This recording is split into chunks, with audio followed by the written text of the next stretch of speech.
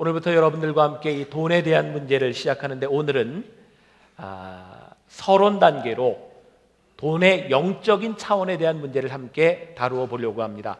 여러분들 주보에 나와 있지만 여러분들이 계속해서 우리들이 돈을 모으는 문제, 돈을 쓰는 문제 여러 가지를 우리들이 나누게 되겠지만 중요한 것은 돈이라고 하는 이것이 선하거나 악하다라고 이야기할 수는 없고, 이 돈은 선과 악에 대한 문제가 아니라 영적인 차원의 문제다. 여러분들이 오늘 이것만 기억하시고 이 말씀만 여러분들이 함께 나누어 보고 가도 되리라고 생각을 합니다. 우리들이 이 돈에 대해서 가지는 시각들을 조금 교정할 필요가 있다라는 생각을 합니다. 여러분들, 제가 가장 많이 여러분들에게 하는 인사 가운데 주님의 이름으로 여러분들을 축복합니다, 그런 말을 하죠. 그럼 여러분들이 반응이 와요. 제가 주님의 이름으로 축복합니다. 그럼 여러분들 어떤 반응을 해요? 아멘 합니다. 근데 여러분들에게 제가 주님의 이름으로 축복합니다라는 말을 할 때 여러분들 머릿속에 그 축복이라고 하는 단어와 연결되는 게 뭐예요? 혹시 돈 아닙니까? 축복. 그것은 우리들이 잘 산다는 이야기가 아닐까?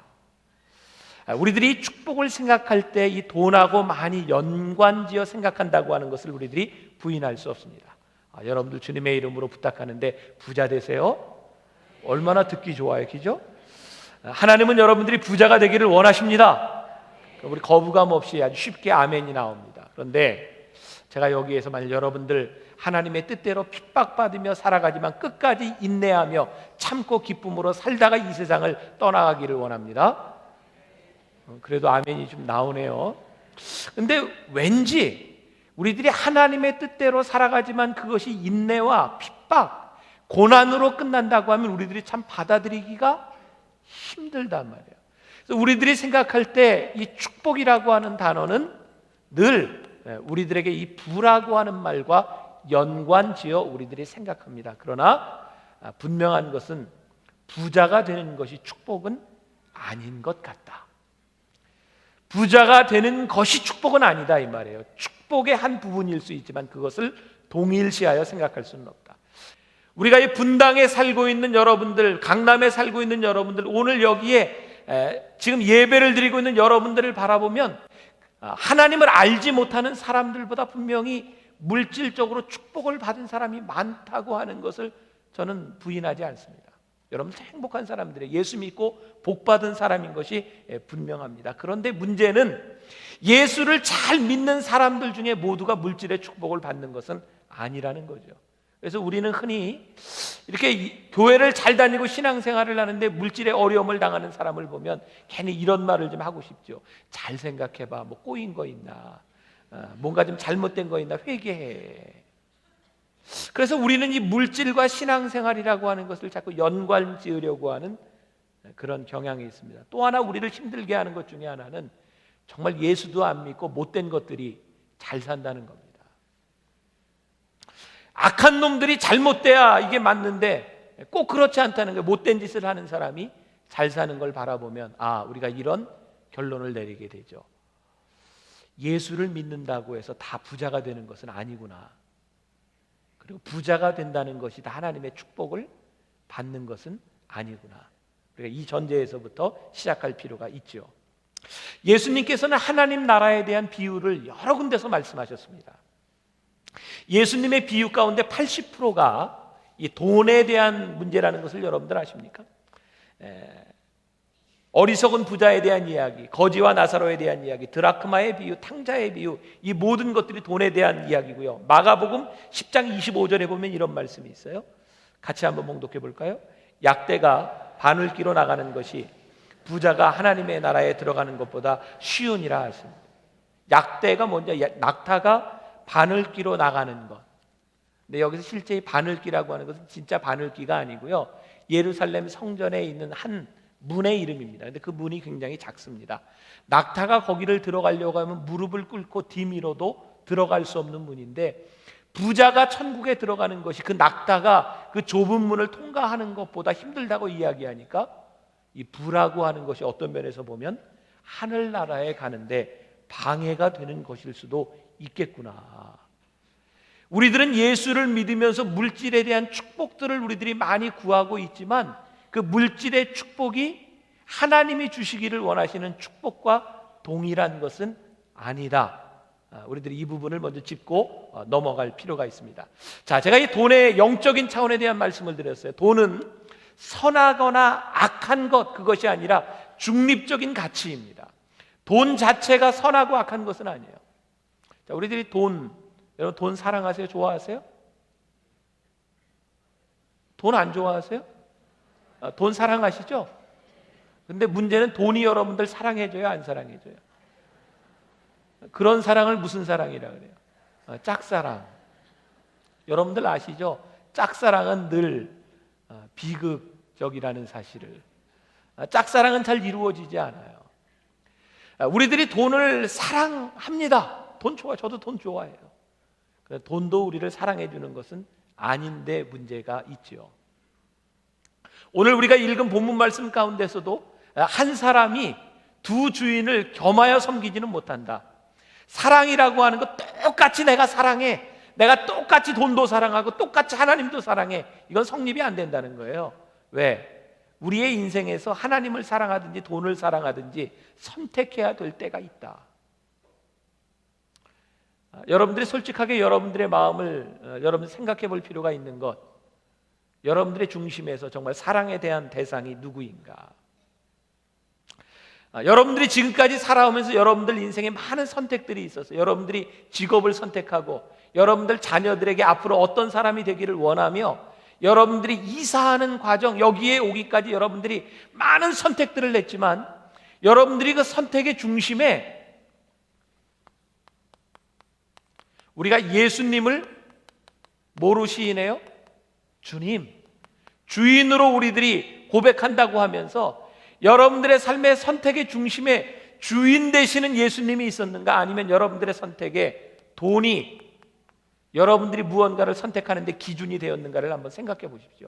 분명히 여기에서 갈라지는 부분이 있을 겁니다. 여러분들의 기준이 무엇이었는가? 우리는 흔히 이렇게 이야기를 하죠. 돈은 우리들의 삶의 목적이 아닙니다.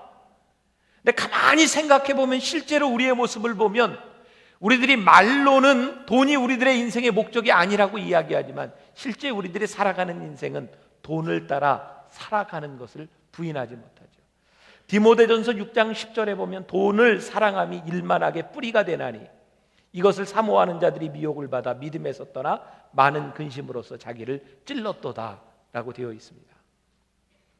돈을 사랑함이 일만악의 근원이다, 뿌리다. 돈이 선하거나 악한 것은 아니지만 우리들이 돈을 사랑하기 때문에 우리들에게서 오는 그런 문제들이 있다.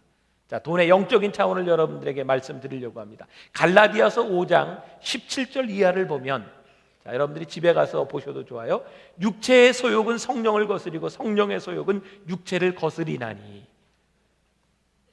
자, 우리들에게는 성령의 소욕과 육체의 소욕이 있어요. 이 두 가지가 늘 대립됩니다. 근데 문제는 돈을 사랑하기 때문에 우리들이 육체의 소욕 가운데 빠질 수 있다는 거예요. 돈이 우리들에게 분명히 좋은 것이기는 하지만 돈 때문에 우리들이 하나님 앞에 범죄할 수 있고 돈 때문에 하나님을 버릴 수도 있다고 하는 이 영적인 이 차원을 간과하고서는 우리들이 돈에 대한 이야기, 신앙에 대한 이야기를 할 수가 없습니다. 몇 년 전, 제가 4년 전에 하나님 솔직히 돈이 좋아요라고 하는 책을 썼을 때의 그 이유는 한국 교회 안에 이런 논쟁이 있었습니다. 청불론 그리고 청빈론의 논쟁이 있었어요. 청불론이라고 하는 것이 무슨 말인지 아시죠? 깨끗한 부자가 되겠다. 청빈론은 깨끗하고 가난하게 살겠다. 여러분들에게 묻겠습니다. 여러분들 예수 믿으면서 깨끗한 부자 되고 싶어요? 깨끗하게 가난하게 살고 싶어요? 어떻게 살고 싶어요? 깨끗한 부자로 살고 싶죠? 이거 우리도 부인하지 못합니다. 그런데 우리들이 한번 짚고 넘어가야 될 부분이 있어요. 우리들이 하나님 앞에 거룩하게 깨끗하게 정직하게 살아가면 복을 받습니다. 여러분들 정직은 만사 형통합니다. 제가 여러분들에게 늘 이야기하는 거예요. 정직한 자들이 하나님 앞에 축복받는 세상이 분명히 와야 됩니다. 근데 우리들이 정직하고 깨끗하게 살아가면 부자가 된다라고 하는 이 말 가운데서 여러분들은 정직하고 깨끗하게 살아가는 게 목적이에요. 정직하고 깨끗하게 살아가다 부자 되는 게 목적이에요. 여러분 하나님 앞에서 정말 정직하고 깨끗하게 살다가 이 세상 떠나도 만족하고 감사하시겠어요? 아니면 부자가 안 되면 좀 서운하시겠어요? 제가 여러분들 기도 제목을 보면서 가슴이 뜨끔뜨끔하게 덜컥 내려앉는 적이 있어요.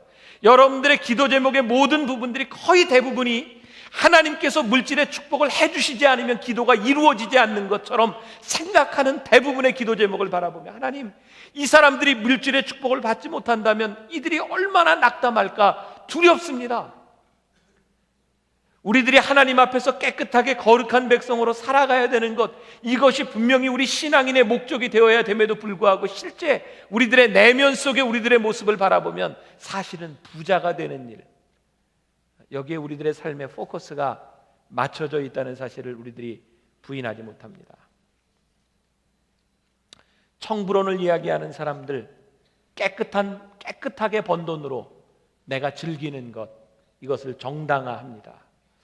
깨끗하게 번 돈은 내가 마음대로 쓸 수 있는 것이라고 생각을 합니다. 그래서 깨끗한 부자가 된다고 하는 이 청불원이 가지고 있는 위험성이 얼마나 많은지 몰라요. 저는 지금 여러분들을 바라보며, 저희 부모님 세대를 바라보며, 저는요 부모님의 유산을 통해서 물려받은 게 참 많아요. 여기 있는 여러분들 가운데 정말 부모님의 신앙을 통해서 여러분들이 얼마나 많은 축복을 받았는가 부인하지 못할 만큼 여러분들이 그런 축복을 고백할 수밖에 없을 겁니다. 그래서 분당과 강남과 잘 사는 지역의 크리스찬이 50%가 넘어가고, 이 땅에 지금 대통령 후보자들 중에, 국회의원들 중에, 이 대학교 총장들 중에 60%, 80%가 크리스찬이라고 분명히 이야기를 하는데, 그들이 예수를 잘 믿고 부자가 된 그들이 누리고 있는 그 일들이 정말 얼마나 더럽고 추악하고, 우리들이 부자가 된 것은 정당화하지만 그 정당화된 일로 인하여 나타나는 이 현상들이 악의 뿌리를 가지고 나타나는 모습을 바라보며, 이건 좀 뭔가 잘못돼 가고 있구나. 우리가 예수를 믿고 부자가 되는 것이 하나님이 축복해 주시는 것, 우리들이 감사함으로 받을 수 있지만 이거 뭔가 좀 잘못돼 가고 있구나. 이 시대를 움직이고 이 시대에 영향을 주어야 되는 이 교회가, 하나님의 사람들이 뭔가 이 돈의 문제에 있어서 뭔가 잘못돼 가고 있구나 라는 생각을 하게 됩니다. 어떤 유대교의 랍비하고 캐톨릭의 신부하고 개신교의 목사하고 늘 이렇게 모임을 가졌는데, 이 세 사람이 만나서 이렇게 올 때마다 틀린 점이 있어요. 이 유대교의 랍비는 올 때 버스를 타고 오거나 걸어오고, 신부는 올 때 택시를 타고 오고, 목사는 올 때 꼭 자가용을 타고 옵니다. 궁금했어요. 세 사람이 우리 똑같이 성직자인데 왜 우리에게 이런 차이가 있을까? 그래서 이야기를 하다 보니까 랍비는 안식일 날 성도들이 낸 헌금을 가지고요, 하나님의 것을 구별하는 방법이 있는데, 가운데다 줄을 딱 긋고 오른쪽 것은 하나님 것, 왼쪽 것은 자기 것 해서 헌금을 이렇게 던진답니다. 그리고 이쪽은 하나님 것, 이쪽은 내 것. 신부가 그 얘기를 듣고 그렇게 사니까 축복을 못 받지, 어떻게 하나님의 것을 오른편 왼편으로 구별하냐고, 자기는 저 앞에다 아주 자그마한 동그라미를 이렇게 그려놓고 하나님 걸 특별히 구별하는데, 헌금을 쫙 던져서 조그만 원에 들어가는 것만 구별해서 하나님께 드리고 밖에 것은 자기가 씁니다. 그래서 택시를 타고 다닙니다. 그 얘기를 들었던 목사가, 이 당신들 그렇게 하니까 그따위로밖에 못 살지, 하나님의 것을 어떻게 자기 마음대로 구별합니까? 나는 모든 것들을 하나님께 드립니다. 나는 헌금이 나오면 다 하나님께 드린데, 하늘에다 던지면 하나님 갖고 싶은 만큼 다 가지세요. 땅에 떨어지는 것만 제가 쓰겠습니다. 그래서 그 사람은 자가용을 탄답니다. 구별함이라고 하는 그 말 속에 사실은 자기의 욕망과 경제적인 부, 이런 것들이 숨어 있는 것을 우리들이 부인하기가 참 힘이 듭니다. 우리들에게 깨끗한 부자가 되려고 하는 욕망이 있어서 우리는 신앙의 이름을 쓰고 굉장히 가식적으로 우리를 감추는 때가 많이 있어요. 저는 목사이지만 제가 부끄러운 것이, 목회자들에게 있어서 교회를 옮기는 순간들, 다른 교회로 가게 될 때 제일 많이 하는 말 중에 하나가 이것은 하나님의 뜻입니다. 하나님이 저를 인도하셨습니다. 그런데 참 이상하게도 하나님의 인도하심은 꼭 지금보다 경제적으로 나은 쪽으로만 인도해 주시더라 이 말이에요. 목회자들 중에도 경제적인 나음, 거기에 하나님의 뜻을 두고 살아가지, 내가 가지고 있는 것보다 내 것을 버리고 힘든 곳으로 가는 곳에 하나님의 뜻을 찾는 사람이 그렇게 많지 않다는 거예요. 여러분들이 찾아가고 있는 하나님의 뜻, 여러분들이 기도하는 것들, 여러분들의 삶의 목적들을 바라보면 실제는 깨끗하고 거룩하게 하나님 앞에 구별된 삶보다는 어떻게 해서든지 내가 이 깨끗함이라고 하는 이름으로 하나님 앞에 무언가를 얻고 채우려고 하는 그 마음들이 우리들 속에 있음을 우리들이 부인하기가 참 힘들다는 거예요. 돈의 문제는 늘 신앙의 문제와 연관이 되어 있습니다. 제가 군에 들어갔을 때 훈련을 마치고 중위로 임관을 하고 갔더니 월급을 그때 89년도에 19만 6천 원인가 제가 받았던 기억이 납니다. 결혼해서 애도 있는 상태에서 그 돈을 가지고 제가 생활하는 게 결코 풍족한 돈이 아니에요. 모자라는 돈이었습니다. 그때 저는 군을 제대하고 나면 유학을 가야 되겠다는 목표를 세우고 있었기 때문에 그 중에서도 군인 공제에 그 19만 얼마 중에 5만 원을 뚝 떼어가지고 적금을 들었어요. 내가 이 돈을 모아가지고 알뜰하게 살아가지고 3년 후에 유학을 가리라. 제가 뭐 잘못한 거 없잖아요. 제가 언젠가도 여러분들에게 설교하면서 뭐 제가 간증도 하고 제 이야기를 하지만 군목 가 있는 동안에도 제가 목사에 대한 저 스스로 어떤 그 하나님의 소명감이 없었기 때문에 목사가 돼서도 제가 고스톱치고 포카치고 그랬잖아요. 돈을 모으면서 열심히 살았지만 제가 목사로서의 소명감 없던 사람이에요. 그런데 1년 차 됐을 때 제가 하나님의 은혜를 경험했거든요. 하나님이 나를 사랑하신다고 하는 걸 내 입술로 고백했고 내 삶의 미래가 하나님께 있다고 하는 것을 제가 고백했거든요. 그때 제가 은혜를 받고 산에서 내려오면서 제가 정말 하나님 앞에 회개한 게 뭔지 아세요? 내가 하나님 앞에 돈 모았던 거 회개했습니다. 여러분, 제가 하는 이야기는 여러분들과 이렇게 일반화될 수 없는 이야기입니다. 저는 여러분들하고 상황이 틀려요. 저는 굳이 집 사지 않아도 교회에서 저 집 얻어줬지요. 그리고 저 은퇴해도 저 집 얻어줄 거죠. 뭐 저 별로 걱정하지 않아요. 저는 여러분들하고 틀려요. 그러니까 제가 제 스타일이 여러분들에게 동일하게 적용돼야 된다는 건 절대 아닙니다. 뭐 지금 저 집 없고요. 근데 교회에서 다 전세로 얻어줬고 앞으로도 저는 목회역에서 잘하고 은퇴하면 교회에서 저 책임지리라고 생각을 하니까 저 별로 거기에 대해서 생각이 없어요. 제가 그때 은혜를 받고 내려오면서 하나님 앞에 회개했던 부분이 뭐냐? 군부대에 있으면서 제가 있는 교회 예산을 가지고 쓰는 건 다른 거 하나도 없었어요. 그 전방에서 군인들을 위문하는 거 말고는 없었습니다. 근데 제 삶의 스타일이 제가 교회 일을 하면서 위문을 해야 되지만 교회 예산이 없으면 위문 안 했습니다. 왜? 돈이 없으니까. 근데 제가 은혜를 받고 나면서 제 삶에 달라지기 시작한 게 있어요. 돈이 없으면, 헌금이 없으면 제가 헌금을 하고 쓰기 시작했어요. 내가 돈을 모으기 시작하면서부터 나는 돈에 매여 있는 사람이었어요. 근데 내가 하나님의 은혜를 받고 하나님 앞에 내 삶이 하나님 앞에 드려지고 하나님이 나를 주장하신다고 생각하면서 저는 돈에 자유로워지기 시작했어요. 없는 것도 드릴 수 있고, 그리고 없어서 못하는 것이 아니라 하나님께서 채워주실 것에 대한 성령님의 지배를 받고 살아가는 사람이 되었어요. 제가 만나교회 담임 목사로 있으면서 뭐 저에게 목회비도 교회에서 주고요. 그러나 뭐 제가 부속실에 있는 직원이 제 통장을 관리하니까 알겠지만 제가 연말이 되면 돈 남기지 않습니다. 저는 돈을 모으는 것보다 은혜를 받고 난 후에 돈을 쓰는 사람이 되어야 되겠다라고 생각을 하고 살아갑니다. 내가 돈을 사랑하며 돈이 내 삶의 계획이 되었을 때에 나는 돈을 쓰지 못하는 사람이 되었어요. 돈이 내 삶의 주인이었습니다. 근데 내가 하나님의 은혜를 경험하고 내 삶의 주인이 하나님인 것을 고백하기 시작하면서 돈은 내 삶의 목적이 아니라 돈은 내 삶에 쓰여지기 시작했어요.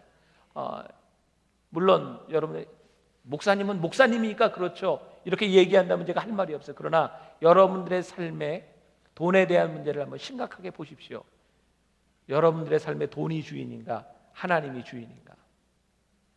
결코 두 주인을 우리들이 겸하여 섬길 수는 없습니다. 이번에 볼리비아하고 페루를 이렇게 다녀오면서 정말 힘들더라고요. 처음에 비행기를 타고 내렸던 곳이 라파즈라고 하는 볼리비아 수도인데 해발 한 4,300m 정도 됩니다. 공항에 내리자마자 여기저기 산소통이 있더라고요. 공기가 희박하니까 응급조치로 산소호흡기도 이렇게 준비되어 있고, 정말 몇 걸음을 걷지 못해서 가슴이 이렇게 아파가지고 못 걷겠더라고요. 머리가 아프고 도저히 견디기가 힘들었어요.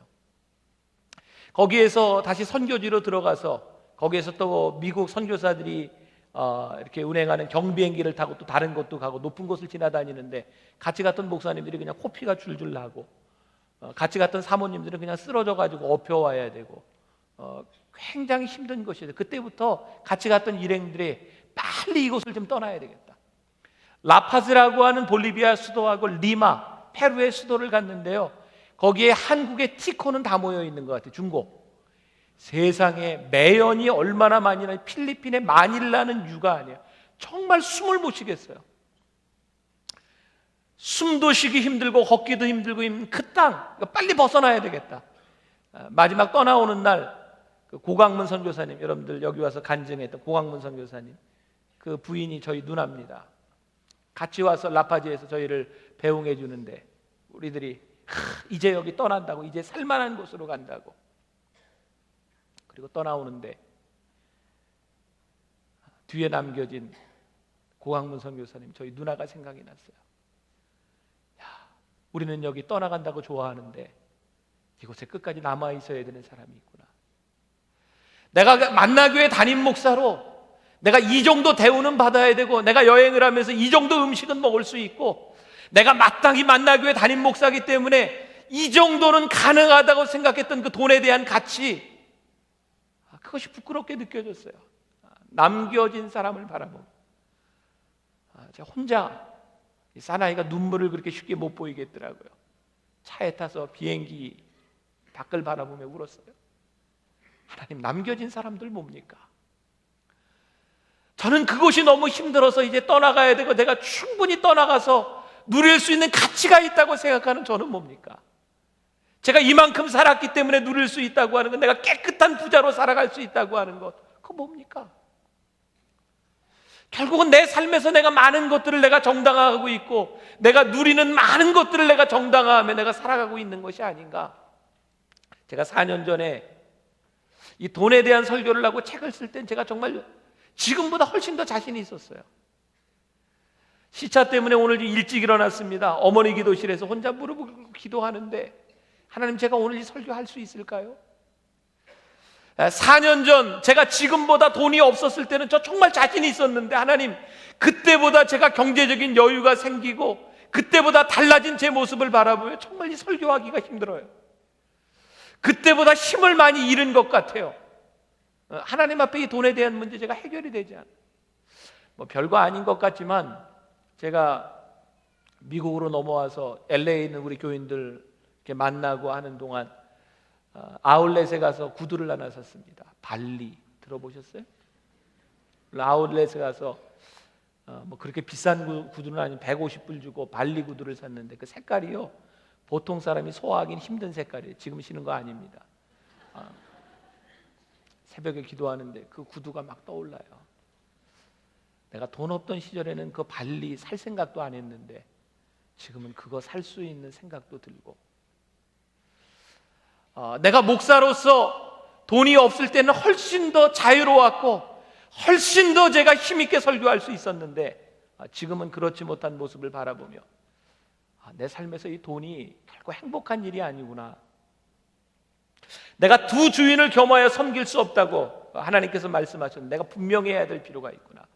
내 삶의 주인이 누구인지, 내가 무엇 때문에 살아가는지를 분명히 해야 되겠다. 누가복음 18장에 보면 한 부자 청년 관원이 예수님을 찾아옵니다. 선생님, 어떻게 하면 제가 구원을, 영생을 얻을 수 있겠습니까? 이 부자 청년 관원이 소위 말하는 이 청부론에 해당하는 사람입니다. 젊은 사람이었는데 돈을 많이 벌었거든요. 지위도 높았어요. 이 사람은 철저하게 율법을 지키며 봉사하며 가난한 사람을 돕고 율법대로 살아가는 사람이었습니다. 그는 자신 있게 자기를 이야기할 수 있는 사람. 내가 이 모든 계명을 어렸을 때부터 잘 지켰습니다. 그리고 지금 내가 가지고 있는 이 지위, 내가 가지고 있는 이 부, 내가 충분히 누릴 수 있는 것 아닙니까? 예수님, 제가 어떻게 하면 영생을 얻을 수 있을까요? 이것은 단순한 고민에 대한 부분이 아니라 자신의 의를 드러내는, 자기의 삶을 인정받기를 원하는 그런 모습이었는지 몰라요. 여기 있는 많은 여러분들 가운데 제가 이 정도 헌금하고 이 정도 남을 돕고 이 정도 살아갔으면 제가 충분히 누릴 자격이 있는 것 아닙니까? 저 깨끗합니다. 그러나 우리들의 삶 속에 끊임없이 숨어있는 이 욕망, 이거 버리지 못하고 살아가는 우리들의 모습 분명히 있죠. 예수님이 그 부자 청년 관원에게 이렇게 말씀하셨어요. 그래, 내가 참 잘하였구나. 그러나 너에게 한 가지 부족한 게 있다. 내게 있는 모든 재산을 가난한 사람들에게 나눠주고 와라. 예수님이 이 부자 청년 관원에게 말씀하고 싶었던 건 딱 한 가지라고 생각합니다. 내 삶의 주인이 누구냐? 내가 그렇게 깨끗하게 살아가고 내가 남을 도왔다고 생각하지만 지금도 너의 마음의 중심의 주인이 누구냐? 하나님이냐 돈이냐? 분명히 해라. 제가 오늘 여러분들과 이 첫 시간 돈의 영적인 차원에 대해서 말씀을 드리려고 하는 것은 다른 것이 아니에요. 여러분들의 삶은 분명한 결단이 필요합니다. 하나님이냐 돈이냐, 두 가지를 여러분들이 동일하게 사랑할 수는 없습니다. 앞으로 풀어나가야 될 모든 이 돈에 대한 문제는 여기에서부터 출발합니다. 여러분들의 삶의 주인이 누구입니까? 여러분들의 부를 정당화하고 여러분들이 마음대로 생각할 수 있는 그 욕망들, 여기에서부터 우리들이 벗어나야 되고, 우리들의 삶의 주인이 주님임을 분명히 우리들이 고백해야 되고, 내가 돈에 매여 있는 사람이 아니라 돈을 사용하고 하나님 앞에 드려질 수 있고, 내가 하나님 앞에 떳떳하게 깨끗하게 거룩하게 설 수 있는 사람이 되지 않으면 이 돈에 대한 문제 우리들이 다룰 수 없다고 생각해요. 오늘 새벽에 기도하는데 우리 교인들의 모습들이 이렇게 많이 눈에 또 이렇게 지나가더라고요. 제가 없는 동안 수술을 받았던 장로님도 권사님도, 그리고 우리 교인들의 모습들이 지나가며 참 많이 기도했어요. 하나님 불쌍히 여겨주세요. 하나님 우리 교인들 축복해 주셔야 돼요. 제 마음에도 우리 교인들이 잘 됐으면 좋겠고요, 우리 교인들이 축복받았으면 좋겠고, 물질적으로 풍요로웠으면 좋겠고, 세상에서 어려움을 겪지 않고 살아갔으면 좋겠어요. 그러면서 제가 오늘 말씀을 시작하며 고민이 되었어요. 하나님, 이 돈에 대한 말씀 제가 이거 어떻게 전해야 되며 교인들이 이 돈에 대한 말씀을 들으며 어떻게 변화돼야 될까요? 딱 한 가지더라고요. 내 인생에 돈이 다가 아니다. 하나님 앞에서 우리들이 주어진 것들을 하나님 앞에서 결단하고 하나님 앞에서 사용할 수 있는 사람이 되고, 하나님 앞에서 이 돈에서 자유로운 사람이 되지 않는다면 우리가 얼마나 불행한 사람이 될까. 사랑하는 여러분, 돈이 선하거나 악한 것은 아니지만 돈은 여러분들의 영적인 생활에 굉장히 중요한 부분입니다. 저는 여러분들이 말씀을 함께 나누는 동안 여러분들의 삶의 주인이 누구인지를 분명히 깨달아 알았으면 좋겠고, 하나님이 주시는 축복이 무엇인지를 알았으면 좋겠고, 정말 돈을 잘 사용할 수 있는 그런 여러분들이 되었으면 좋겠습니다.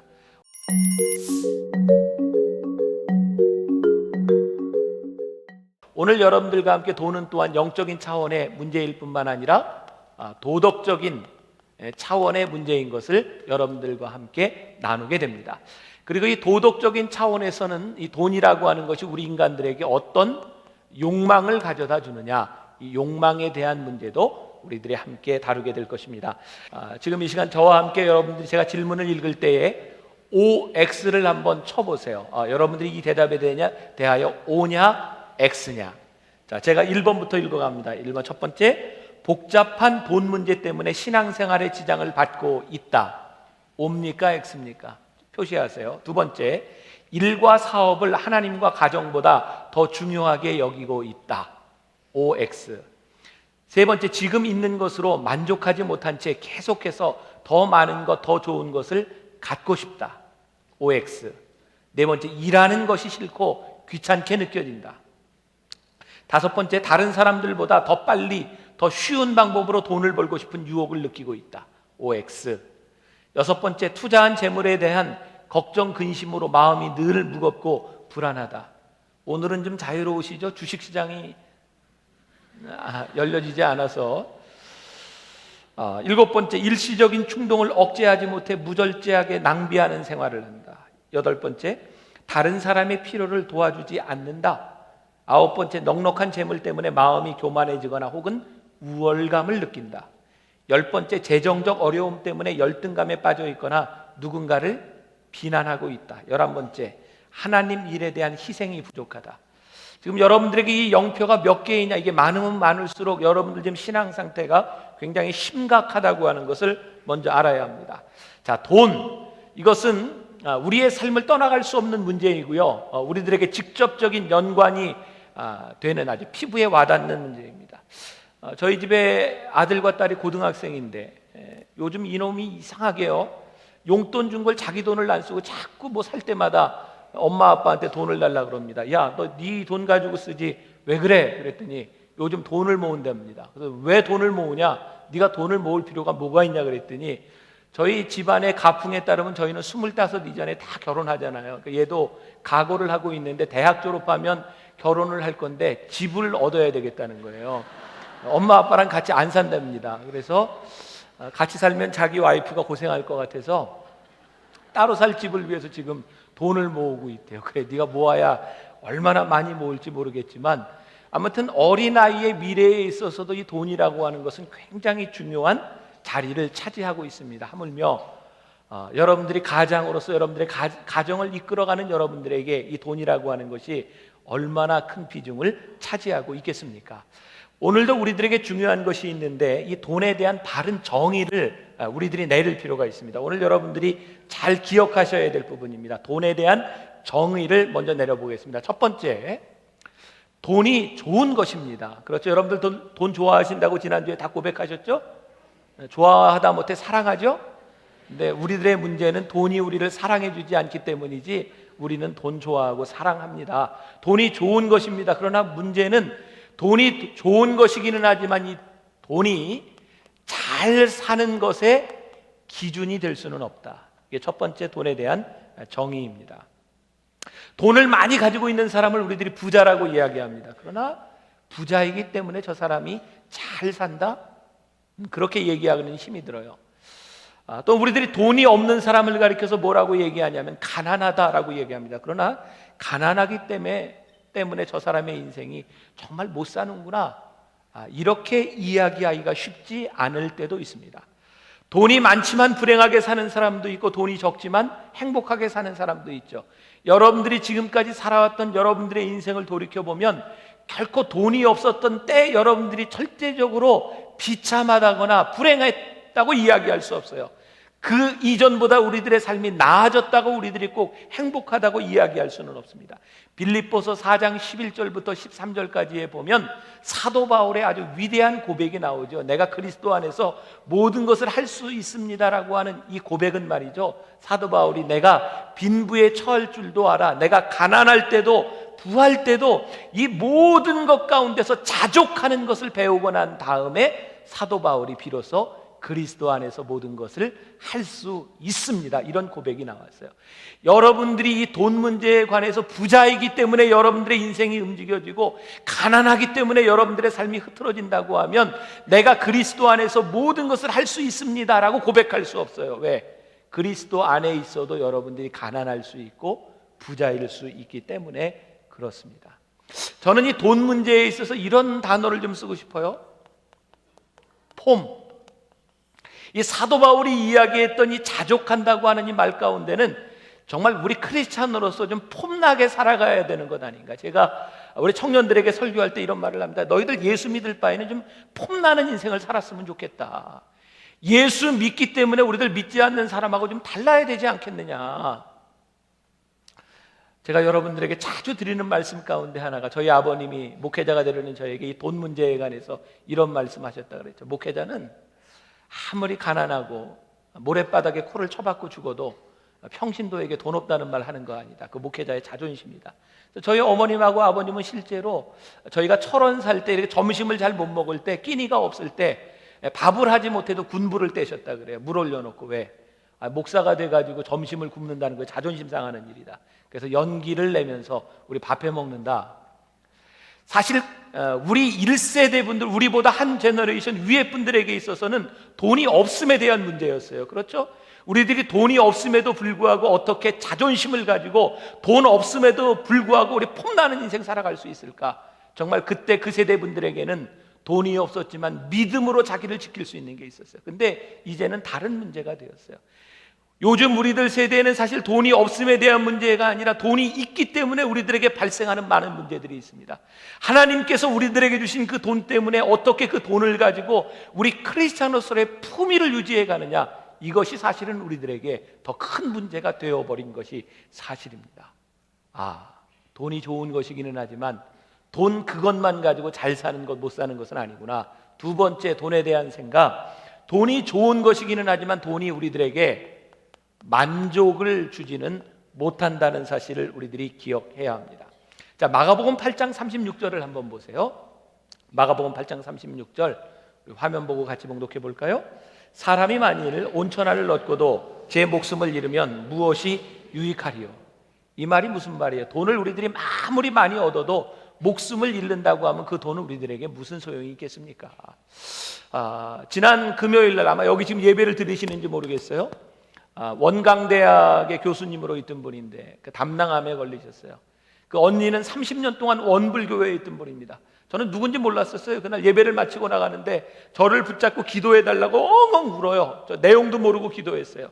오늘 왔는데 그분들이 담낭암으로 인해서 많이 힘들어하고 있고 이제 항암 치료를 받고 있고 기도하면서 목숨 살려달라고 하나님께 간구하고 있다고 하는 사실을 들었어요. 그분이 대학 교수요, 그들이 쌓았던 많은 것들이 있을지 모르지만 지금 목숨 앞에서, 생명 앞에서 그것이 무슨 의미가 있는가? 결국 우리들이 돈을 중요하게 생각하지만 그 돈이 우리들의 삶의 만족을 가져다 주지는 못한다는 것을 우리들이 알아야 합니다. 저는 처음으로 아파트에서 살았던 기억이, 제 기억이 1981년 만나교회의 전신이었던 사명교회가 개척되던 시절에 제가 처음 아파트에 들어가서 살았습니다. 야, 좋더라고요. 여러분들 아파트 들어갔을 때 기억나세요? 글쎄, 아파트에 들어갔더니 화장실이 집안에 있어. 그거 굉장히 놀라운 일 아니었어요? 그 전까지 겨울에 되면 그 화장실 가려면 밖에 문을 열고 추운 데 갔어야 되는데 화장실이 집안에 있는 거예요. 여러분, 문화인과 미개인의 차이가 뭐예요? 문화인은 집 안에 화장실을 두고 미개인은 화장실 안에 집을 두잖아요. 무슨 의미인지 아세요? 모르면 말고 넘어갑니다. 자, 근데 그 아파트의 여자들 보세요. 부엌이 그냥 집안에 있는 거예요. 얼마나 그게 좋았어요. 그런데 지금도 여러분들 그 아파트에 만족하십니까? 지금은 무슨 빌 이렇게 붙은 아파트들이 얼마나 많이 생겼는지 내 아파트 가지고는 만족이 되지 않는다고요. 여러분들 언제 자가용을 처음 타보셔서 지금 차들 거의 다 가지고 계시겠지만 제 기억에 우리 가정이 처음 자가용을 탔던 게 1977년이었어요. 저희 아버님이 왕십리 감리교회 목사님으로 계실 때 그때 장로님이었던 분이, 그때는 차 있는 사람이 별로 많지 않았으니까 목사님부터 사주고 내가 타야 된다고 해서 사준 차가 불이사였어요. 불이사 기억나세요? 그 당시에는요, 운전하는 사람이 별로 많지 않았습니다. 그래서 불이사를 타면서 기사가 한 사람이 딱 붙었죠. 그때 폼나게 우리 가정이요, 첫 번 그 자가용을 가지고 저희 시골의 논산에 저희 선산도 있고 그런데 추석에 저희 가족들이 다 거기 성묘하러 가면서 불이사 타고요, 기사 하나에 아버님, 어머니, 우리 형제 넷, 그래서 7사람이 불이사에 타고 쫙 내려갔어요. 지금 생각해 보니까 그날 제일 편하게 내려간 사람이 기사야. 네? 그리고 우리는 근데 그때도요, 그 차 타고 내려가는 거 폼나는 일이었어요. 그 자가용 있는 사람 별로 없어요. 이거 성공한 사람이었어요.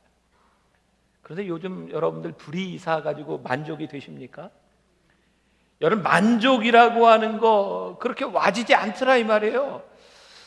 벌써 얼마 되지 않은 일입니다. 여러분, 카폰이라는 거 있었잖아요. 그 부의 상징 아니었습니까? 카폰. 혹시 이 중에도 카폰 많은 거 들고 다니시는 분 있지 않아요? 카폰 든 사람들이요, 그거 딱 들고 다녔어요. 요즘은 무기라고 하는데 그거 딱 들고 다니면 야, 저 사람 돈 많은 사람이구나.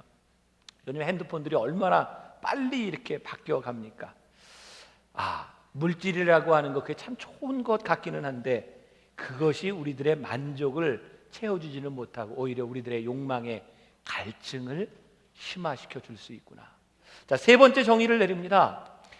물질이 좋은 것입니다. 그러나 이 물질을 우리들이 이제 지난주에도 이야기했지만 축복이라고 이야기하지 말자. 물질에 관한 우리들은 은사라고 하는 것으로 물질을 생각할 필요가 있다. 은사, gifts. 선물은 주는 사람 마음입니까? 받는 사람 마음입니까? 주는 사람 마음이에요. 그러므로 여러분들이 물질을 소유할 수 있다고 하는 것이 하나님의 은사임을 여러분들이 인정하게 될 때에 하나님께서 어떤 사람에게 많은 물질을 주실 수 있고 어떤 사람에게는 그것보다 적은 물질을 주실 수 있음을 우리들이 인정합니다. 그래서 나에게 물질이 없음이 결코 나에게 비참한 것이 아니라 하나님께서 나에게 주신 달란트가 있다는 거예요. 자, 다시 은사라고 하는 측면에서 보면 여러분들 마태복음 25장에도 달란트의 비유에 보면 예수님이 똑같은 하인들에게 한 사람은 1달란트를 주셨고 한 사람은 5달란트를 주셨어요. 누구 마음입니까? 하나님의 마음이에요. 근데 문제는 이 달란트를 우리들이 받았을 때 이제 어떤 시각을 가져야 되느냐?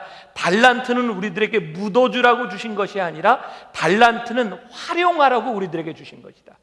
우리들이 이 부를 자꾸 축복의 개념으로 생각하면 우리들이 가지고 있는 돈들을 자꾸 쌓으려고 생각해요. 왜? 그것이 쌓이면 쌓을수록 큰 축복이라고 생각하니까. 그러나 물질을 우리들이 은사로 생각할 때는 우리들에게 주어진 은사들을 자꾸 활용하기 시작합니다. 돈이 유통되기 시작해요. 건강한 경제 구조가 생기기 시작합니다. 자, 돈의 도덕적인 차원을 이야기하면서 이제 우리는 이 욕망을 경계해야 되겠다라는 생각을 하게 됩니다. 마태복음 6장 21절 우리 본문 말씀을 보니까 내 보물이 있는 그곳에 내 마음도 있느니라 라고 말씀하셨어요. 이거 절대적으로 옳은 말씀 아닙니까? 여러분들의 마음은 어디에 있습니까? 가장 중요하게 생각하는 그곳에 있습니다. 그래서 돈이 어떻게 사용되느냐라고 하는 것은 우리들의 삶의 도덕적인 면들을 지배해 가기 시작합니다. 여러분들 돈을 어떻게 사용하느냐? 도박하는 사람들 도박꾼은 어떻게 아냐? 참 쉬워요. 도박하는데 돈 제일 많이 쓰면 도박꾼이라고 이야기합니다. 제가 오늘 이렇게 목사님에 대한 이야기를 하는데 안 좋은 이야기거든요. 여기서만 딱 듣고 나가서는 얘기하지 마세요. 어떤 목사님입니다. 제가 아는 목사님이기도 하고 이분이 목회를 하다가 강원도 근처에서 목회를 하셨는데 강원랜드를 가게 됐어요. 이분이 거기에 빠져들기 시작했습니다. 그래서 자기 돈을 다 잃은 것이 아니라 교인들에게 빚을 넣고 교회 예산까지 가져가서 몇 억을 다 잃었어요. 그리고 이분이 결국은 견디다 못해 교회를 놔두고 도망갔습니다. 저는 더 이상 그분을 목사님이라고 얘기하지 않습니다. 그 사람은 목사님이 아니에요. 도박꾼입니다. 여러분, 우리들이 살아가면서요, 어떻게 돈을 쓰느냐, 그것이 여러분들의 정체성을 증명합니다. 여러분들이 집사, 장로, 권사, 이거 문제가 아니에요. 여러분들이 그 돈을 어떻게 쓰느냐에 따라서 여러분들이 크리스천일 수 있고 크리스천이 아닐 수도 있습니다. 종교개혁자였던 말틴 루터는 그리스도인에게 있어 3가지 회심이 필요하다 그랬어요. 하나는 가슴의 회심, 또 하나는 머리의 회심, 세 번째는 돈지갑의 회심이 필요합니다. 여러분들이 하나님을 믿고 하나님의 자녀가 되었다고 하면서 은혜 받고 통곡하고 눈물을 흘리고 새 사람이 되었다고 하는데 여러분들의 돈지갑의 용도가 변하지 않는다면 아직 여러분들은 변화된 사람이 아닙니다. 제가 알고 있는 어떤 침례교 목사님, 여러분들 침례교회에서 침례 베푸는 거 보신 적 있죠? 하얀 가운을 입고 탕 속에서 코를 이렇게 잡고 뒤에다 이렇게 담궈서 꺼냅니다. 이제 물로 새롭게 되었다는 표죠. 근데 그 목사님은 침례를 받을 때 교인들에게 특히 침례 가운을 입히지 않고 그들이 생활하면서 입는, 예를 들어서 법관이면 법복을, 회사를 다니는 사람이면 양복을, 간호사면 간호사복을, 자기들이 직업에 적합한 옷을 입고 와서 침례를 받도록 합니다. 그리고 꼭 하나 더 가져오는 게 있는데 돈지갑을 꼭 넣어 가져와야 됩니다. 그래서 자기의 평상복과 함께 돈지갑이 물속에 들어갔다 나와서 새로워져야 합니다. 여러분들의 돈이 쓰여지는 용도가 달라지지 않으면 여러분은 절대로 크리스천이 아니에요. 여러분들에게 묻겠습니다. 속으로만 대답해도 좋아요. 여러분들 하나님의 뜻대로 살기를 원하십니까? 아니면 여러분들의 욕망을 따라 살기를 원하십니까? 너무 쉬워요. 저 하나님의 뜻대로 살고 싶습니다. 원합니다. 제가 이렇게 물어볼까요? 여러분들 지금 욕망을 따라 살고 계십니까? 아니면 하나님의 뜻을 따라 살아가고 계십니까? 이 부분에서는 여러분들이 어쩌면 자신 있게 대답하지 못할 수 있습니다. 도덕적인 측면에서 우리들이 예수를 믿는다고 하지만 우리들의 욕망, 이거 끊임없이 경계되지 아니하면 우리들이 크리스천의 삶을 살 수 없는 거죠. 여자분들이 잘 들으세요. 남자들이 아내로부터 가장 듣기 싫어하는 말 3가지가 있답니다. 그 중에 하나가 3입니다. 옆집에 멋지고 자상한 남편 이야기를 하면 듣는 남편 기분 나쁩니다. 2번째, 옆집이 돈벼락 맞았다고 횡재했다고 이야기하면 남편 그 기분 나쁩니다. 제일 기분 나쁜 건 옆집 남편이 돈벼락 맞은 건 정말 기분 나쁜 이야기랍니다. 그런 얘기 하지 마시래요. 이 부부싸움을 하는데도 결국 들어가 보면 돈 문제가 연관되어 있는 것을 우리들이 부인하지 못합니다. 이 돈은요 굉장히 도덕적인 차원의 문제이고요, 우리들의 삶의 실제적인 싸움을 일으키는 문제이기도 합니다. 그런데 이 욕망이라고 하는 것은 우리들이 그냥 놔둬야 되는 차원이 아니에요. 욕망을 우리들의 본성이라고 하는 이름으로 그냥 둘 수 없다. 욕망을 무엇라고 이야기하냐면 변질된 우리들의 본성이, 병든 본성이 욕망이랍니다. 그래서 이 욕망은 치료되어야 합니다. 여러분들 속에 있는 이 잘못된 욕망들이 어떻게 치료되어야 하는가? 여러분들 주의해야 될 것이 있습니다. 우리들이 이 욕망에다가 이런 말을 잘 붙여요. 거룩한. 우리들이 욕망을요, 이 거룩함이라고 하는 말로 잘 포장합니다. 여러분들이 돈 벌고 싶고 뭐 하고 싶고 하는 것들을 거룩함이라고 하는 말로 이거 포장하는데 이 내면을 우리들이 보아야 합니다. 과연 내가 가지고 있는 욕망이 정말 거룩한 것인지 하나님 앞에서 여러분들을 바라보아야 합니다. 그래서 이 거룩한 욕망, 이 잘못된 욕망을 치료하기 위해서 우리들이 오늘 기억해야 되는 것, 이거 하나만 여러분들이 알고 가시면 됩니다. 필요한 것과 원하는 것의 구분을 우리들이 가져야 되겠다. 자, 제가 아까 했던 이야기를 좀 더 다시 짚고 넘어가야 될 필요가 있어요. 돈이 은사적인 측면이라고 했을 때 어떤 사람에게는 많은 돈이 주어질 수도 있고 어떤 사람에게는 조금 적은 돈이 주어질 수도 있어요. 그렇다고 하면 사람마다 나에게 돈이 이만큼 필요합니다라고 하는 것이 같을까요? 다를까요? 다릅니다. 이 필요라고 하는 것도 결국은 다른 차원의 문제고요, 우리 가정에 몇 사람이 사느냐, 어떤 환경이냐, 이런 것에 따라 우리들 가정에 필요한 돈, 그것이 다 다르다는 거예요. 이것은 누가 여러분들에게 규정해 줄 수 있는 차원이 아닙니다. 그러나 분명한 것이 있어요. 이 필요한 것은요, 우리들의 욕망대로 정해지는 것이 아니라 하나님 앞에서 우리의 필요를 볼 때 우리는 크리스찬, 하나님의 사람입니다.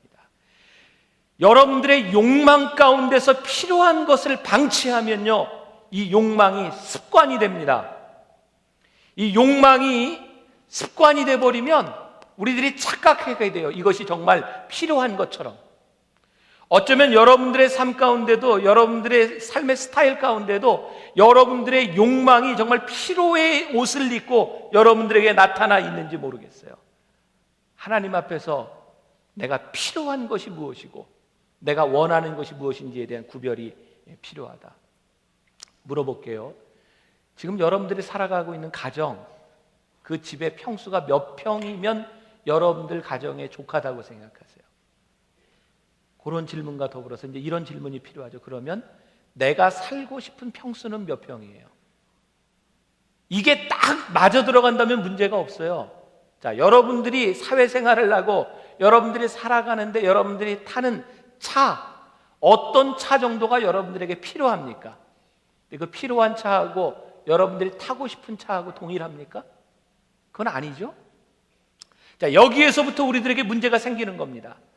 근데 우리가 적어도 하나님의 사람이고 하나님의 뜻을 따라 살아가려고 하면 우리들에게 필요한 근심이 하나님, 정말 저의 인생에 있어서 필요한 것을 따라 살아가게 하여 주시옵시고, 내가 원하는 욕망이 아니라 필요한 것을 따라 살아가며 나의 주어진 것들을, 나에게 주어진 은사들을 나눌 수 있는 사람이 되게 하여 주옵소서. 여러분들 가운데 이게 재산 짊어지고 갈 사람 누가 있어요? 여러분 잘 아는 바람과 함께 사라지다의 클라크 케이블이요, 그 영화 이후에 돈을 많이 벌었어요. 열심히 여러 군데를 뛰어다녔습니다. 기자들이 이야기했습니다. 당신 그렇게 뛰어다니지 않아도 살만한데 뭐 그렇게 돈을 많이 법니까? 그때 옆에 있던 아내를 가리키며, 임신한 아내의 배를 가리키며, 이 아이가 곧 세상에 태어날 텐데 이 아이를 위해서 내가 돈을 벌어야 됩니다. 불행하게도 클라크 케이블은 그 아이가 태어나기 전에 죽었습니다. 그리고 죽은 다음 그의 재산을 보았을 때 그 당시 돈으로 100만 불이 넘는 돈은 굉장히 큰 돈이었습니다. 과연 그가 그 태어날 아기를 위해서 산 것이냐, 아니면 그가 가지고 있는 돈에 대한 욕망을 아이의 이름으로 그가 돈의 함정에 빠져서 살아간 사람이냐. 우리들에게 필요한 근심이 있어야 돼요. 하나님, 제가 돈 좋은 것인 거는 압니다. 돈이 저에게 필요한 것 압니다. 그러나 어떤 필요를 따라 제가 살아갈 것이며, 하나님께서 저에게 주신 은사를 어떻게 하면 제가 묻어놓지 않고 잘 활용하겠습니까?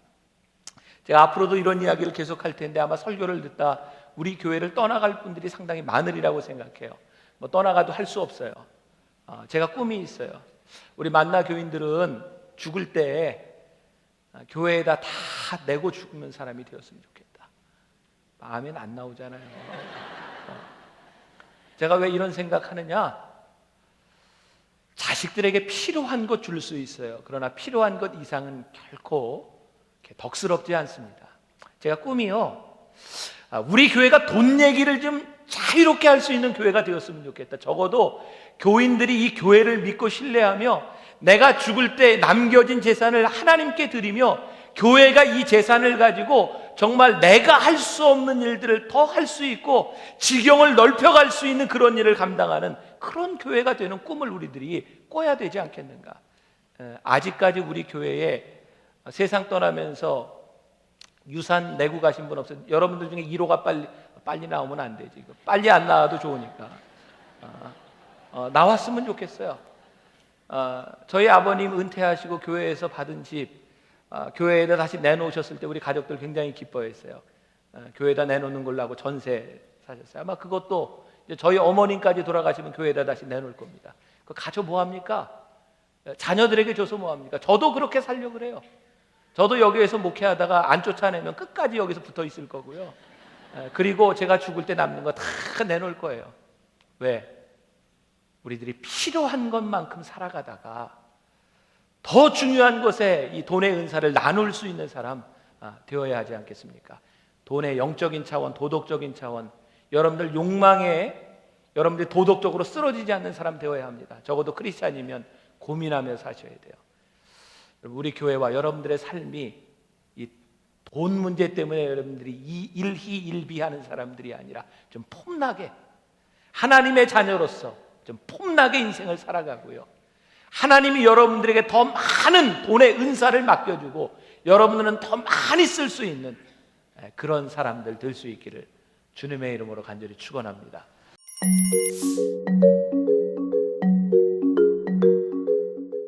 자, 이제 오늘 우리들이 돈을 모으는 이유에 대해서 함께 말씀을 나누려고 합니다. 왜 우리들이 돈을 모아야 되느냐?